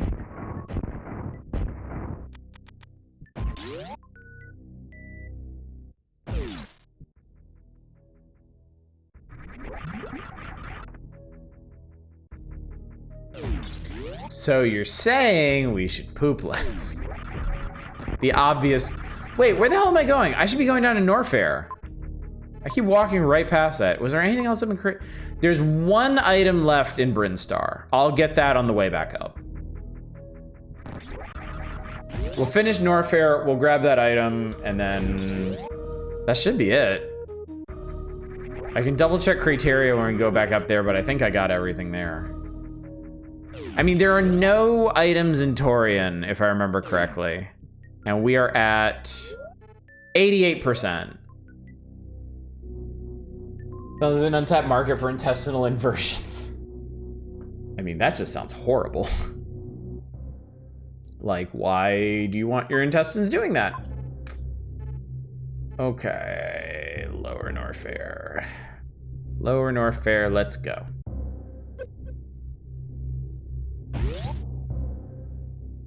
I like the way you think. I like question mark the way you think.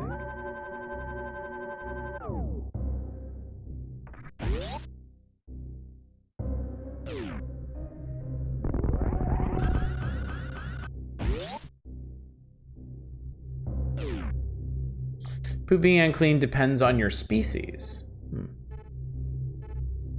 Okay. Bats smear themselves in it. Saying, mind you, there's literally no reason why it wouldn't work.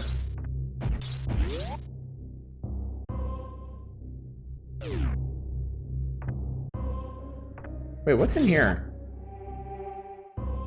Oh, like a recharge room. Basically.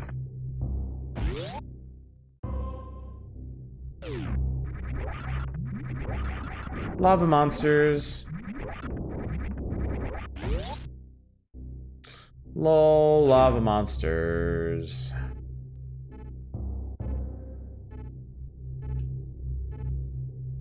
Lower Norfair is big, chat. Why do rabbits have the same gut structure?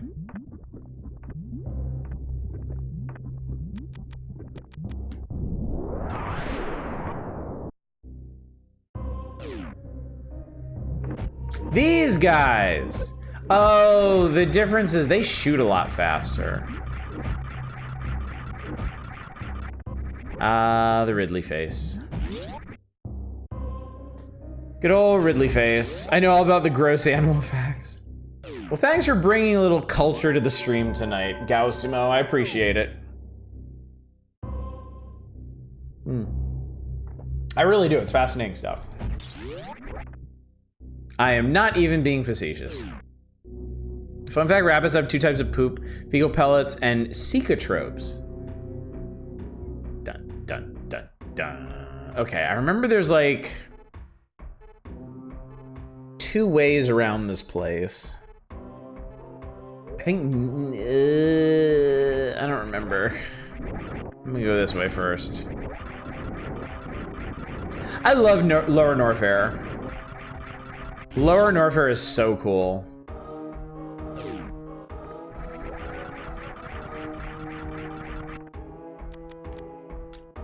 I think this is the way you're supposed to go. Watched something years ago where someone commented the most baffling part of evolution was using the same tube for eating or respiration. I know, right? I usually call this a shit stream, but now it's more literal. Rabbits pass through pellets twice on average because they're too small to subsist on grass otherwise, so they'll just put their lips to their butt sometimes and eat. Wow. Wow.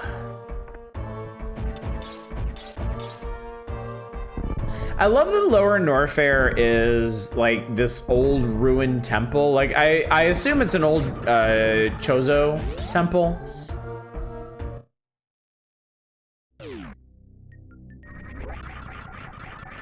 That missile is a huge pain in the ass to get because if you screw that part up, you have to go all the way back around for another shot. Because this drop through floor here is one way. And it sucks, and it makes me mad. And I don't need to tell you that I've missed it a ton of times.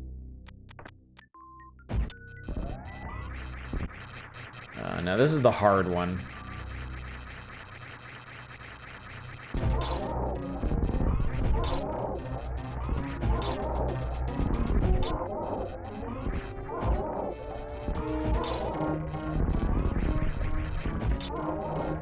Actually, not that hard.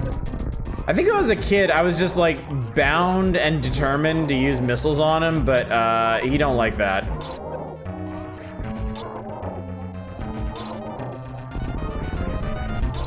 I did see you beat Scald. Congratulations on that. Isn't the ending of Scald just absolutely wild?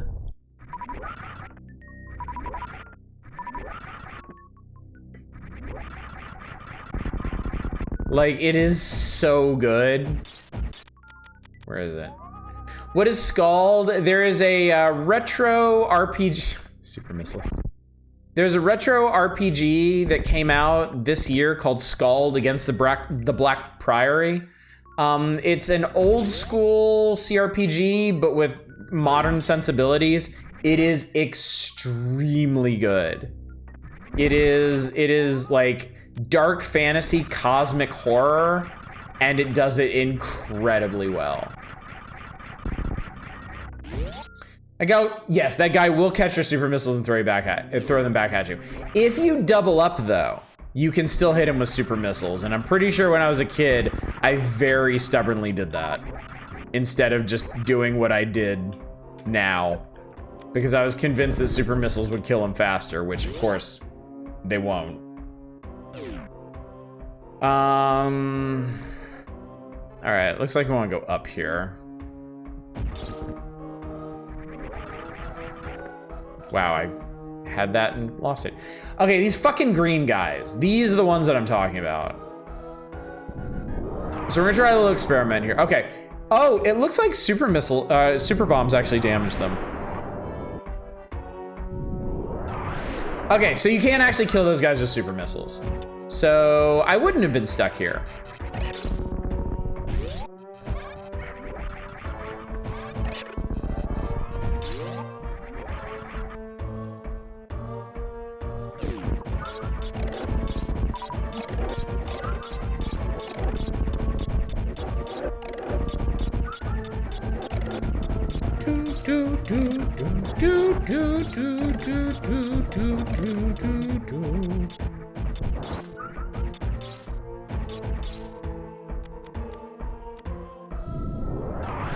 Oh no, it's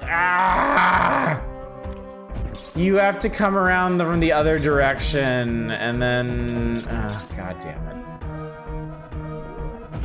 All right, well at least it wasn't much of a detour.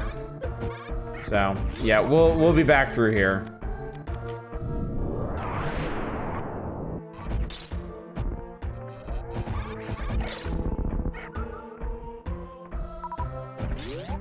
Themes remixed in Metroid Prime for a similarly themed area, and it owns. Nice. So the acid rises up here. You kind of need to get through as fast as you can, which I did. Oh, and you can screw attack him too. Oh, wait. It's not the gold guys, it's the silver guys. Right before Ridley. I remember now. Right before Ridley is a bunch of like, there's a room of like super space pirates. That's what I've been thinking of. Missiles! Also, this room is shaped like a mouse.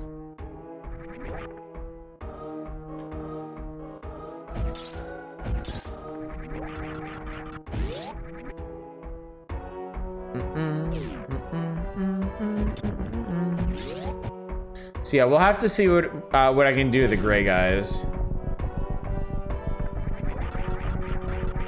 The gray guys are the real scary ones.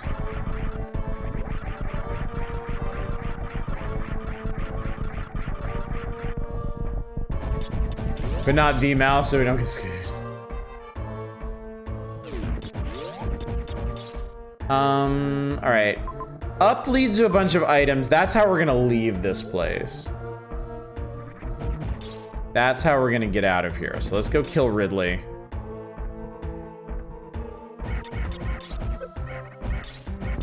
Clipping on that was super weird.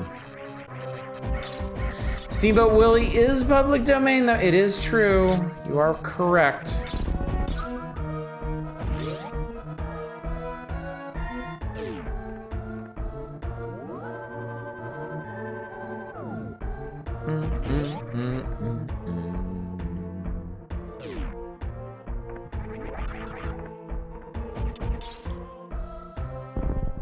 Never thought I'd see it. I didn't think so either. You know, Disney spent so, like, decades convincing the United States to change copyright law just for them. And finally, at long last, things were allowed to just progress. Legislative capture is such hell.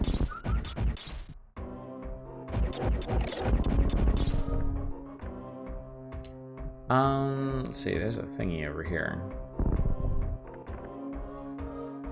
Missiles! Oh, thank you. Thank you for this bounty of missiles that we enjoy.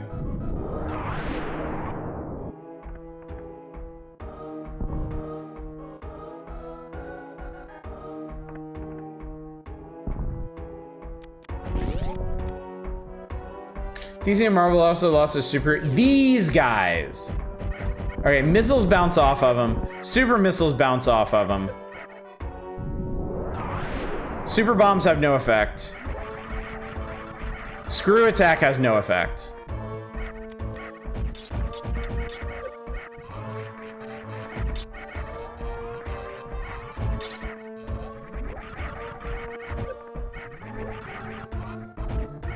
Wait, now I don't even remember how you beat them.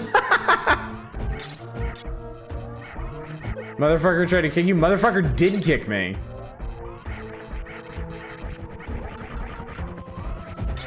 Oh, wait. These, I remember now. These guys change color. They're invulnerable until they change color. That's the trick. And then you can hurt them normally.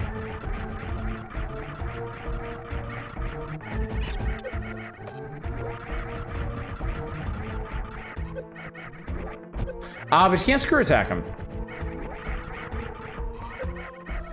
Oh my god.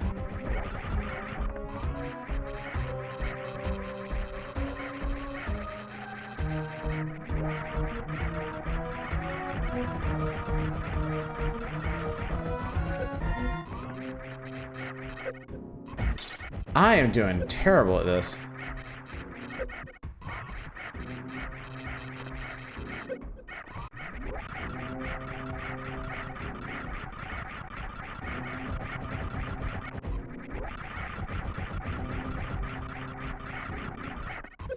Damn it, what the fuck?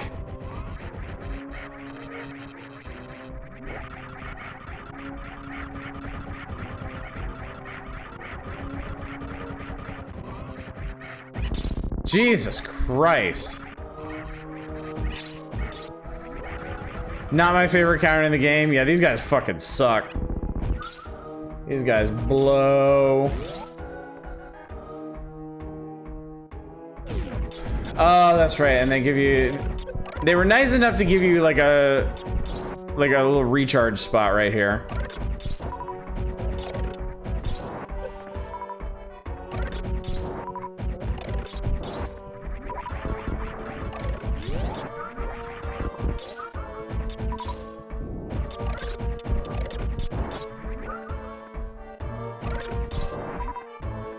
Of course, they're mostly just gonna give me super missiles, but that's fine.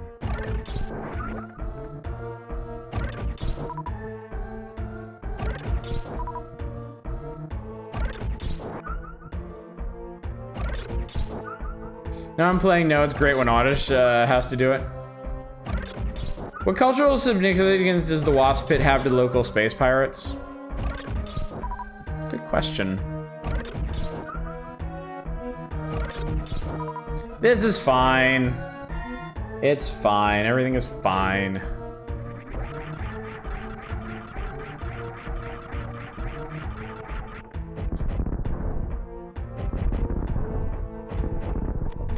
Ridley's kind of a scary fight, but whatever. Can't help feeling this torturous getting the missiles and help back gameplay loop could also be improved. More places to charge would have been ideal.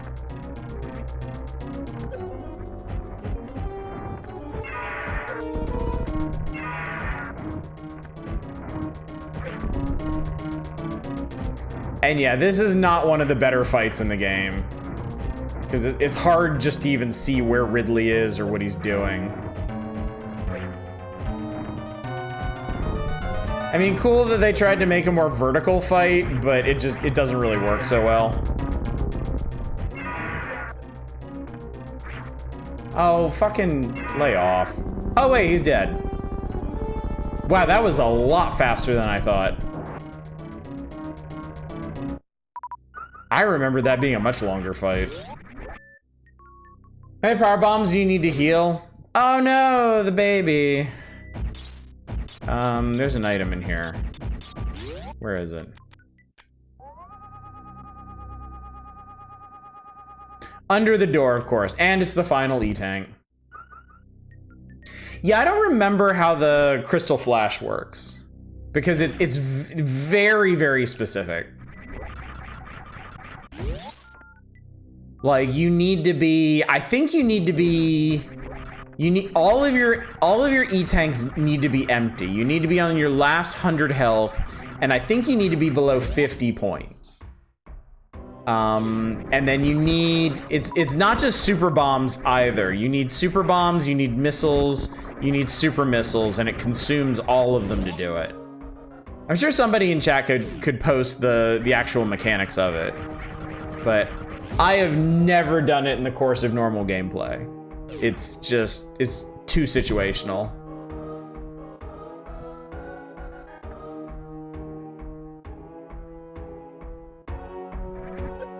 Ow.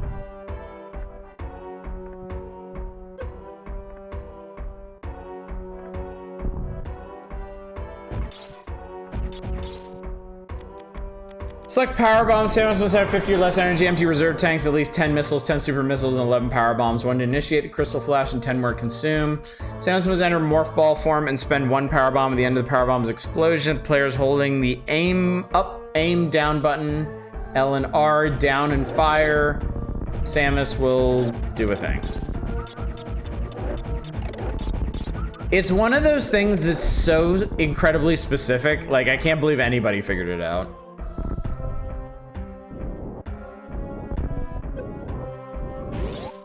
It is absurd.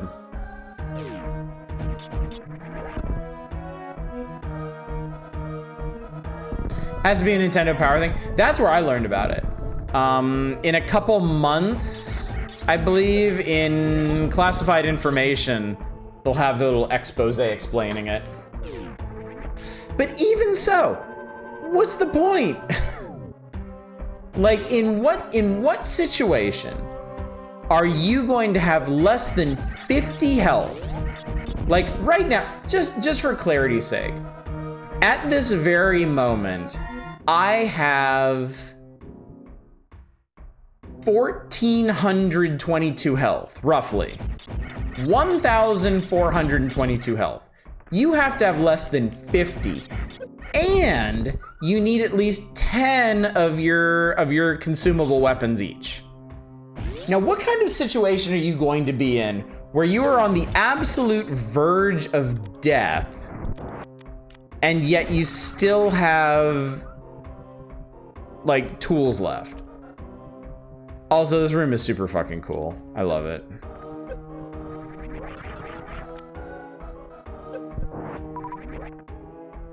What's up, Azathoth? How you doing?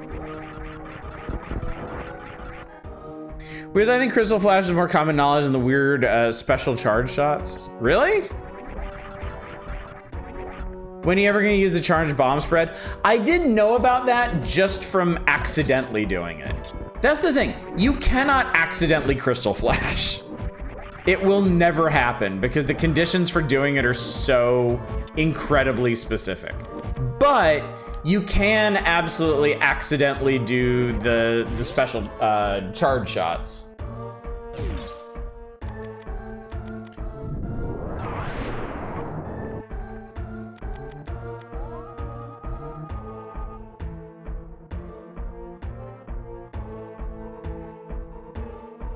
Oh, huh. I thought that was part... What?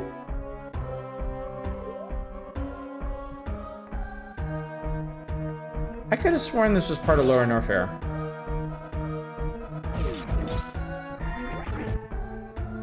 Oh, okay. It is part of Lower Norfair.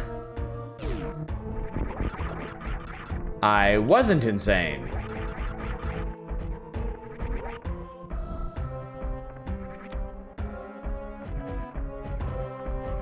Let's go get those power bombs. I think in the normal game, those are also power bombs. Like, come to think of it.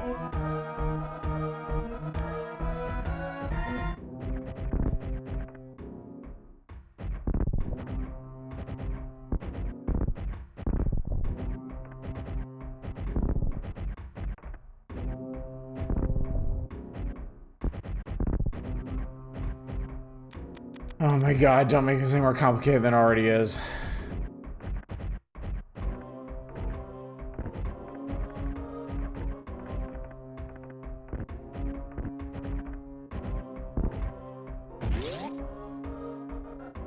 Crystal flashes show up in the opening video if you don't start the game. I think it's the only hint that they're possible.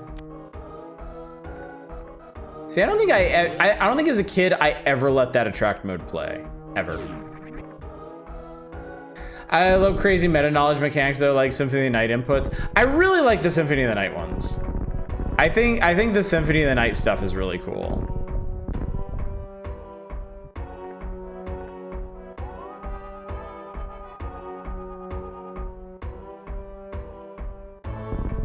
I'm sorry, how do you want me to get out of here?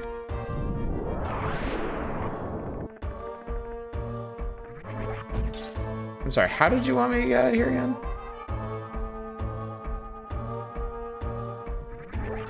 Did you let track mode play when you just play the game? Exactly!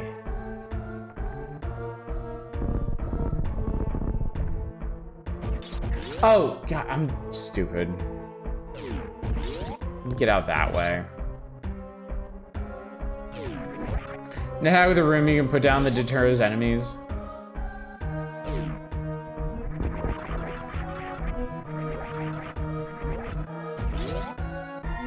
Snapping rods or cockatrice flails.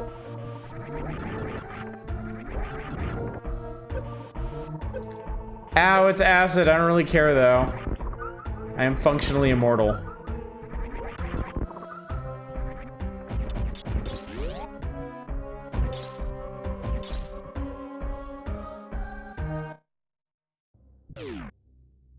All right, and we're back. Shit, I missed. Oh, no. Hang on. I am not missing any items. Not doing it. I refuse. Why does Anna make hurt noises if she's in a suit? She screams really loud when she gets hurt. Like, really loud.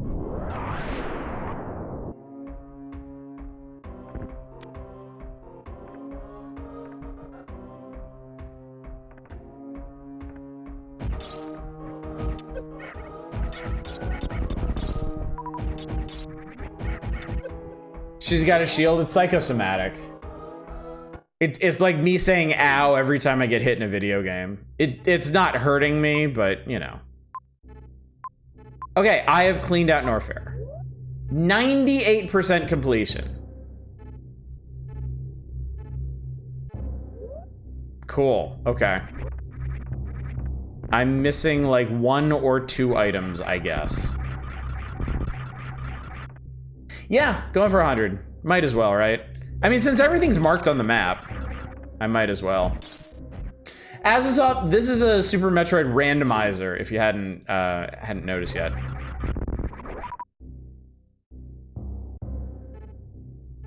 Yeah, I really like this. I've been having a lot of fun with it. I started it on Thursday, and I liked it so much I wanted to come back and finish it. Last ones are probably annoying Shine Spark puzzles too. There's one. The only item that I know of that I missed is in Bryn Star, and it's one that I needed the gravity suit for. Good randomizer is great to play. I agree. It's weird though. Like, I've played a lot of Zelda randomizers. Zelda 1, 2, and 3, and technically 4. And I enjoyed them, but not enough to really stick with them. I'll play them for a couple hours, and then, like, once I stop, I don't really have any inclination to go back to them. For some reason, Super Metroid, I'm really enjoying this. Like, I've had a fantastic time playing this.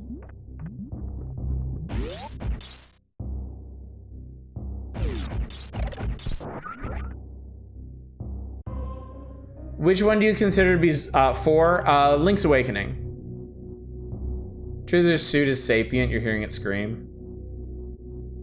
Twilight Princess. Okay, so just to double check, Meridia is clean. There's nothing.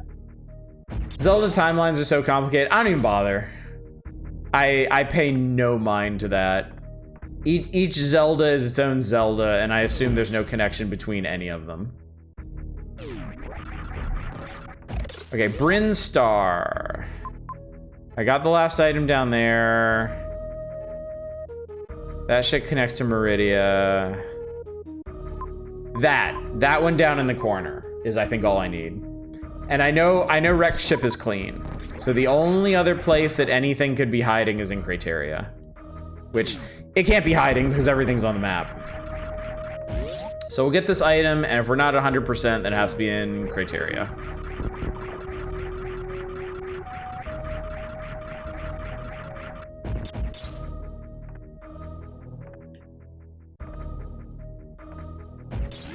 There's only one Zelda, each game is just a different version of the story. See, I like that. I like that as a concept.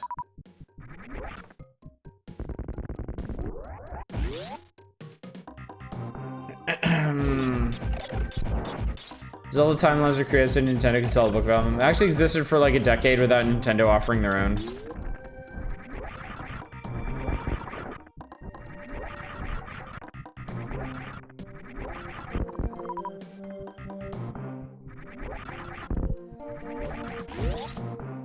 Zelda 4, The Search for Spock. No, it'd be Zelda 4, The Voyage Home.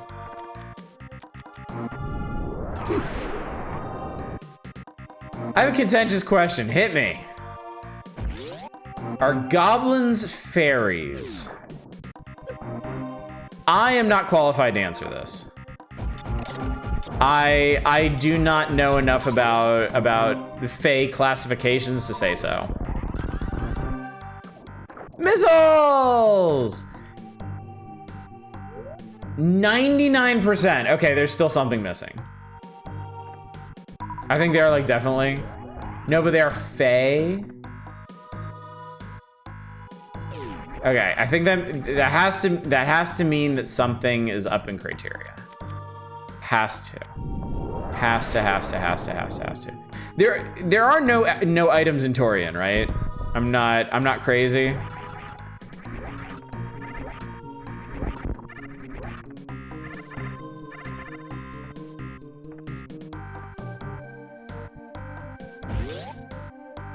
I don't think anything in Torian counts for percentage. Okay, good.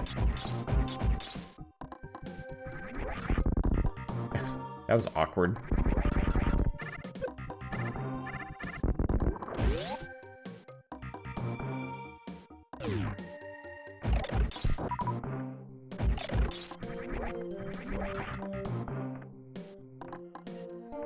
Don't have any word for it. It's been forever since I played this game. I mean, I've never gotten 100% completion in this, ever. Best song in the game? I can buy that. I can buy that. All right, what did I miss? Ah, that's it. The side item there. Okay, cool. All right, well that's fine because I wanted to go back up to the ship and recharge anyway.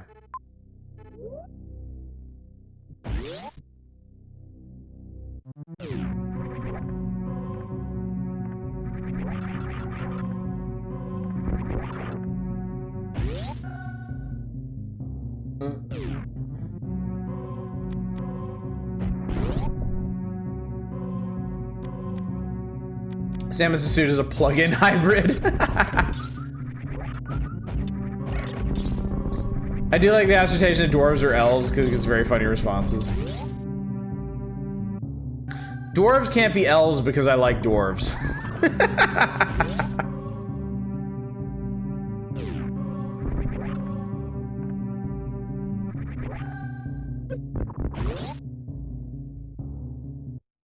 Oh, wait. I want the item first. We gotta go all the way down, all the way back up.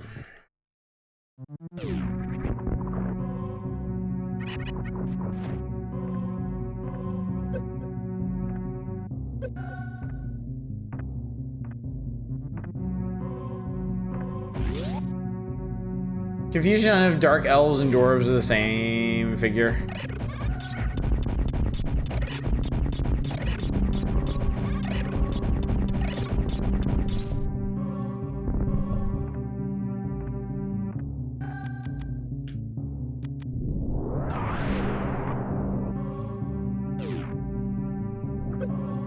All right, I gotta freeze these assholes.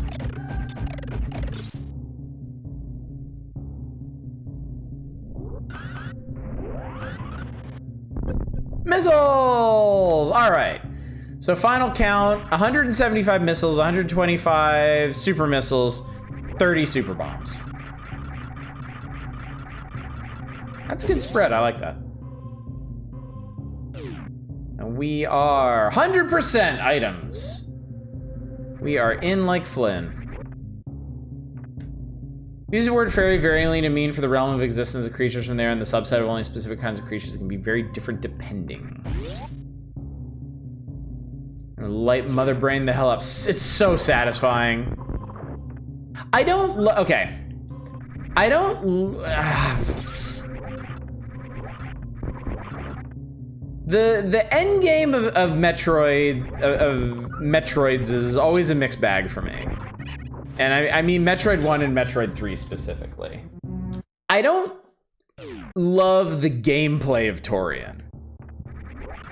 I don't love that there's shit being slung everywhere. I don't love that there's a million little turrets and ring launchers and stuff.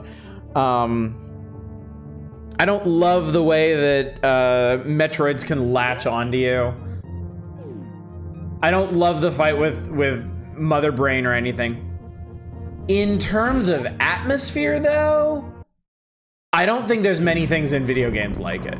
Like, your first time in Torian in either game is like... It's like something out of a horror movie. It's great. It's really cool. So, mechanically, I think Torian kind of sucks, but like... In terms of atmosphere and story relevance, I think it's fantastic. So I love this approach too. I'm always of two minds about it. 200 base game only has 240 missiles. Not sure how they mess with the output so much. I think they must have switched some of the regular missiles. Oh, okay. Oh, that's funny. You still get the animation for the statue, even though they took the statue out. It might be a randomizer setting as well, because I'm playing on a newbie randomizer preset. If I play on like default or something, it might have the standard game proportions. I legitimately bounced off Super Metroid. Played Fusion and Zero Mission though. To this day, I can't actually remember if I played Zero Mission or not. Like, I know so much about it, but I don't think I've actually played it. I have played Fusion. I love Fusion. I put Fusion equal with this game. I think Fusion has some more interesting mechanics, and I fucking love the story. I absolutely love the story in Fusion. But it gets there by being much more linear, which I don't think is necessarily good for a Metroid game. Also, these are the real deal Metroids.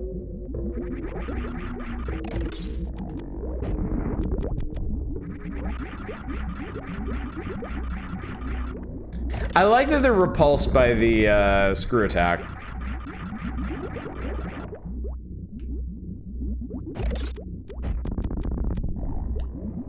And they have the evil Cheerio lasers, yeah.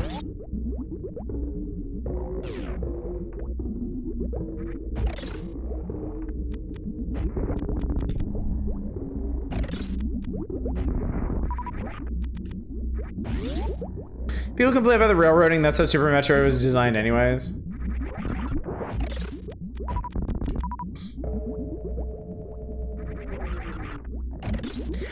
I don't even really think it's railroading. It's just Metroid Fusion has much more in common with Metroid 2. Like, Metroid 2 is a shockingly linear game. It does have the advantage of being designed in such a way that you can't really tell how linear it is while you're playing it. But yeah, 2 and Fusion are very common in that, and that doesn't make them bad games. Like, there are very good reasons for it, I think. It's just you have to be prepared for that. These fuckers. What's the deal with these fuckers? I don't even remember. Do I fight them? No, I don't. Fuck you. Nobody cares. This, God, this is so cool. Oh, look, it's Big Chozo. Oh, it's dust. It has turned to dust. Oh, look, it's an entire room of things that have been turned to dust. Oh no, it's an enemy.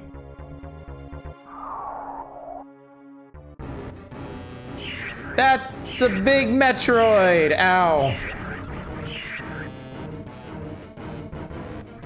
Don't hurt me! Don't hurt me!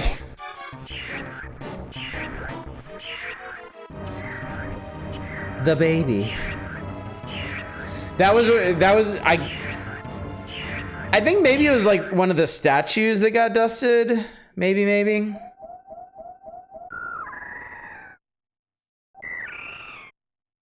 Baby recognizes us. Crystal Flash, quick!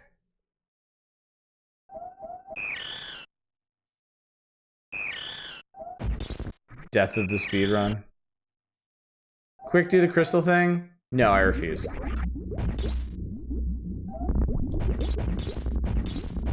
On general principle, I refuse.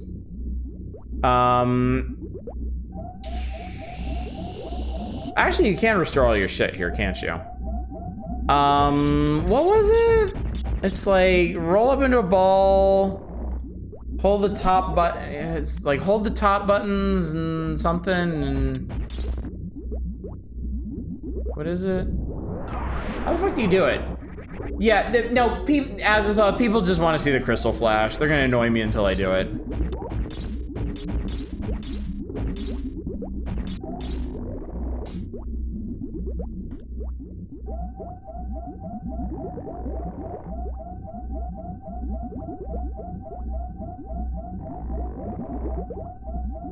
The end of the power bomb's explosion, the player is holding the aim LNR down and fire. Okay, that's what's gotta be. LNR down and fire. Okay.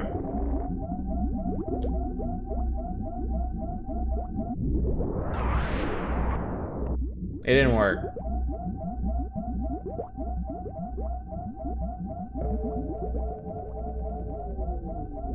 Empty reserve tanks. Oh, the baby doesn't eat your reserve tanks. Well, you get nothing. Sorry, chat.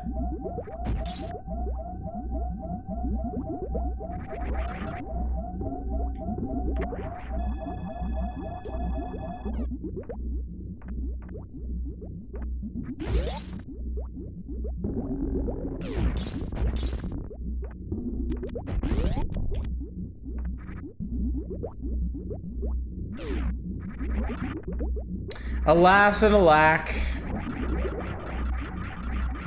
Nancy says no to Crystal Flash, and you should. Wait, what the fuck are you doing?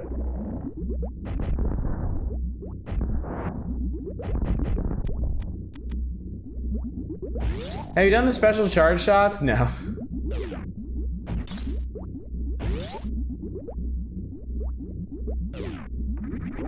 I mean, they're really not that exciting. I only remember how to do the bomb one.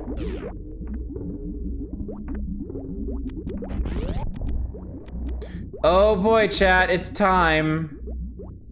It's time. Time to do the thing.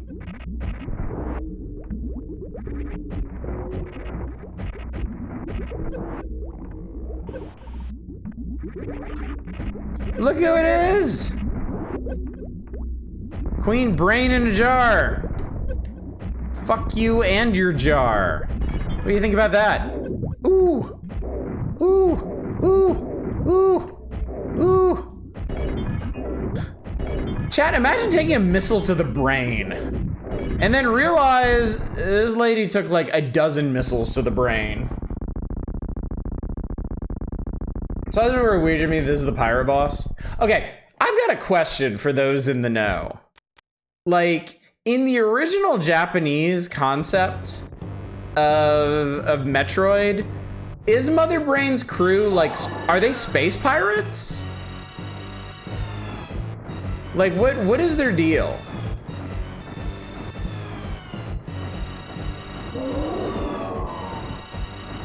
Like, is the story as consistent?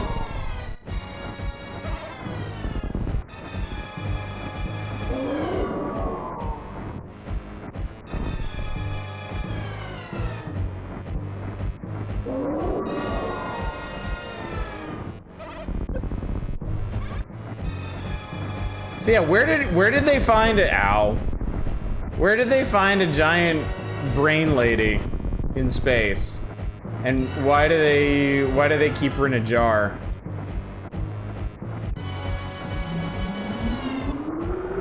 This is so cool. I gotta be honest. Ow, my everything. Oh God, it hurts. Jesus Christ. Oh, get up, get up, get up. We got this, It's fine. It's fine, we're just gonna keep shooting you with missiles. You can definitely win this, chat. You can definitely win this. Oh God! Worried you haven't enough missiles? Try keeping the brain outside of a jar, just died on them. Okay, charge beam. This will definitely do it. Okay, this will definitely do it. Okay, this will definitely do it. Oh, I missed. Well, death is certain. Get up, Samus. Get up, Samus, you got this. I love that she just has to, like, she just has to love tap you to clean out the rest of your energy tanks. Oh, we're done for, chat. So, the baby! Time for Crystal Flash. Suck that head. Suck that head dry. And you end with nice health, too. The other crazy, like, this is all pretty gruesome for a Nintendo game, you know? And I mean, I don't know how many people noticed this, but like, before this, Mother Brain's brain had like some kind of casing or covering on it. The baby sucks that right off. Like, you can see when Mother Brain gets her color back, her head is like a different color. Presumably because the baby like sucked her skull off.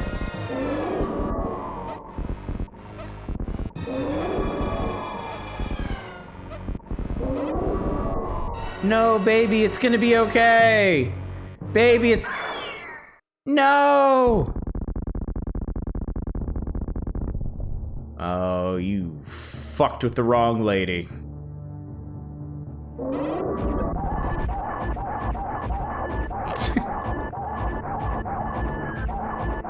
I always loved how incredibly painful this looked to Mother Brain. All her color change must have sucked out her shield. That would make sense, yeah. Yep, she has fucked around and found out.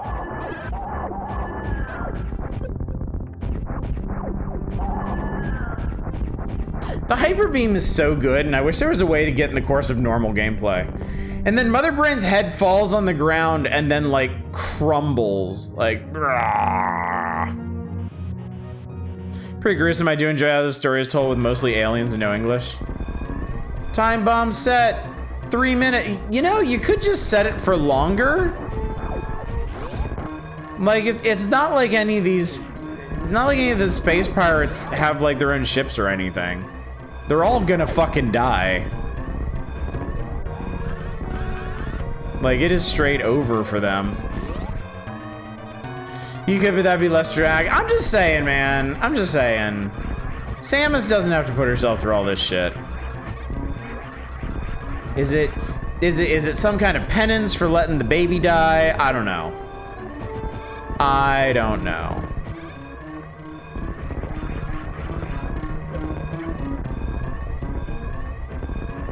Also, she set a time bomb, but the place is already exploding. I don't really know that Nintendo properties ever skipped on weird horror elements. NES, SNES, N64 era all have them. That is true. That is true. Okay. And then you get to do the traditional climb. I do love that it does come back to this.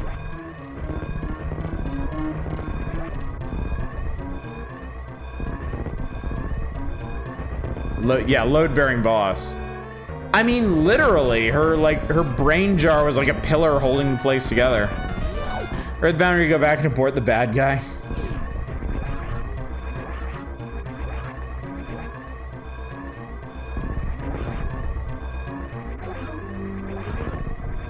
We got a few extra minutes, chat. Let's go save some innocents.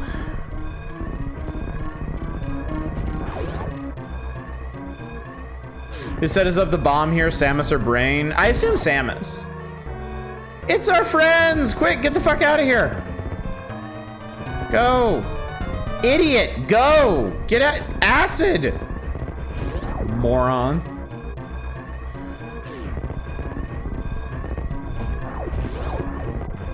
Save the frames of the animals. Can't have them both. You cannot have them both.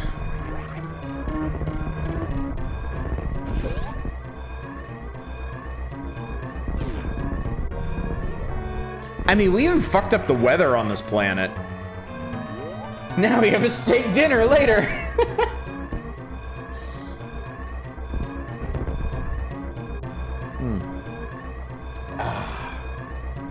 We save the animals in this household.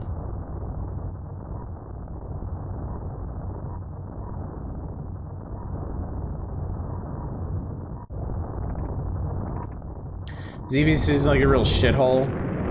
I mean, we blew it up once before. I guess we didn't blow it up hard enough. Now we really blew it up. What happens if you run out the same way as the animals? You can't. It's an invisible wall.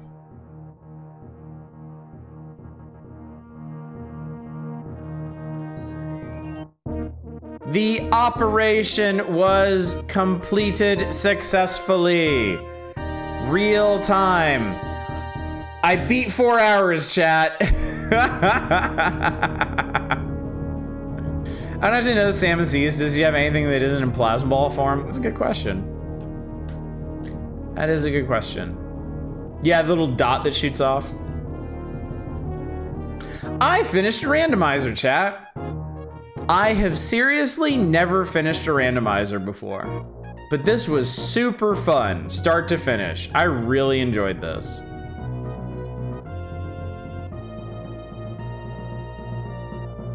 This was great. I want to do more of these. I feel like this one went really, really smoothly. Like I had all three of the weapon types right from the beginning. I found the space jump really early. Fun fact about my dog is named Samus and I did not name her. Oh, no kidding. That's awesome. One of the guys I used to work with had a custom license plate that read SR388. I always thought that was really cool. All right. Oh, gameplay statistics: 3 deaths, 2 resets, 699 door transitions, time indoors, time aligning doors, lag time, time spent in areas. Huh. That's cool. Oh, that's really cool. I like the way they did that. Shots and ammo fired, 4,430 uncharged shots, 55 charged shots, no special beam attacks, 152 missiles, 347 super missiles. Oh, and then it tells you where everything was. How cool. Fucking hated series, but I don't know if it's part of the preset, but series didn't even exist in this one. We just jumped straight into the main game. Thanks for playing. My pleasure.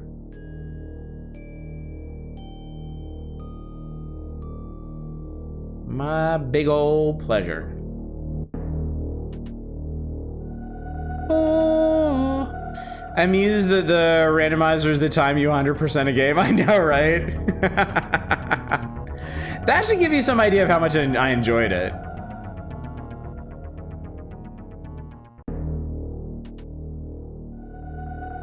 No, don't shoot! Samus, why?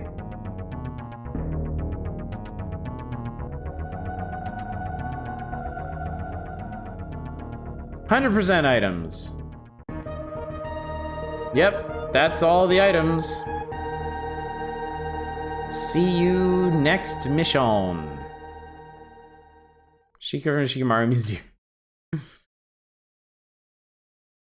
A Saturday night playing Super Metroid is a Saturday night well spent. Indeed. Indeed. Could not agree more. So, anyway, chat, I think we're going to go ahead and end it here. We could technically go back to the magazine, but it's after our usual quitting time. I know I started a bit late tonight, but it's such a perfect time to end. It's such a perfect note to end on. This has been so much fun. I really enjoyed this. I think Super Metroid, I think Metroidvanias maybe suit me a bit better in terms of randomizers than than Zelda stuff.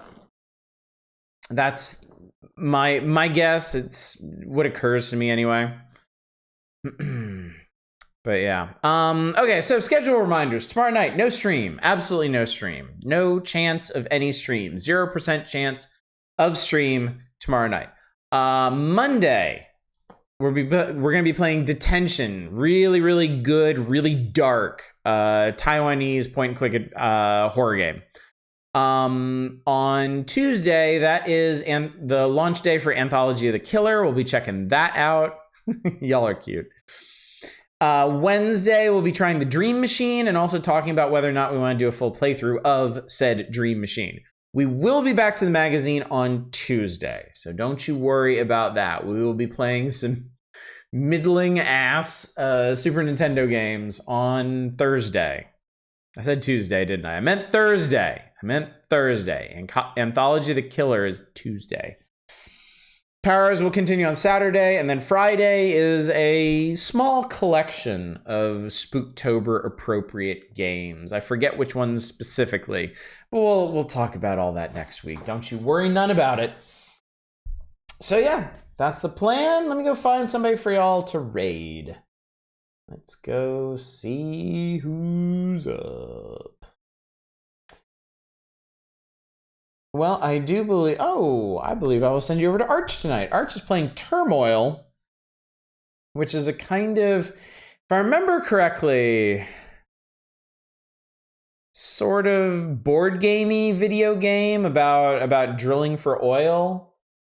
I think we'll have to check and see, I suppose. But anyway, chat, thank you so much for coming out tonight. Thank you for joining me for the back half of the Super Metroid Randomizer. Easily my favorite randomizer that I've played so far. I definitely want to do more of these in the future, streamed or otherwise. I had a really good time with it. It was very satisfying. And now I can finally say that I've 100%ed Super Metroid, even if it was a hacked version of it. So, thanks again for coming out. Hopefully I will see you all on Monday for Detention. Doesn't that sound like fun? But until then, as always, y'all take care. Bye, everybody.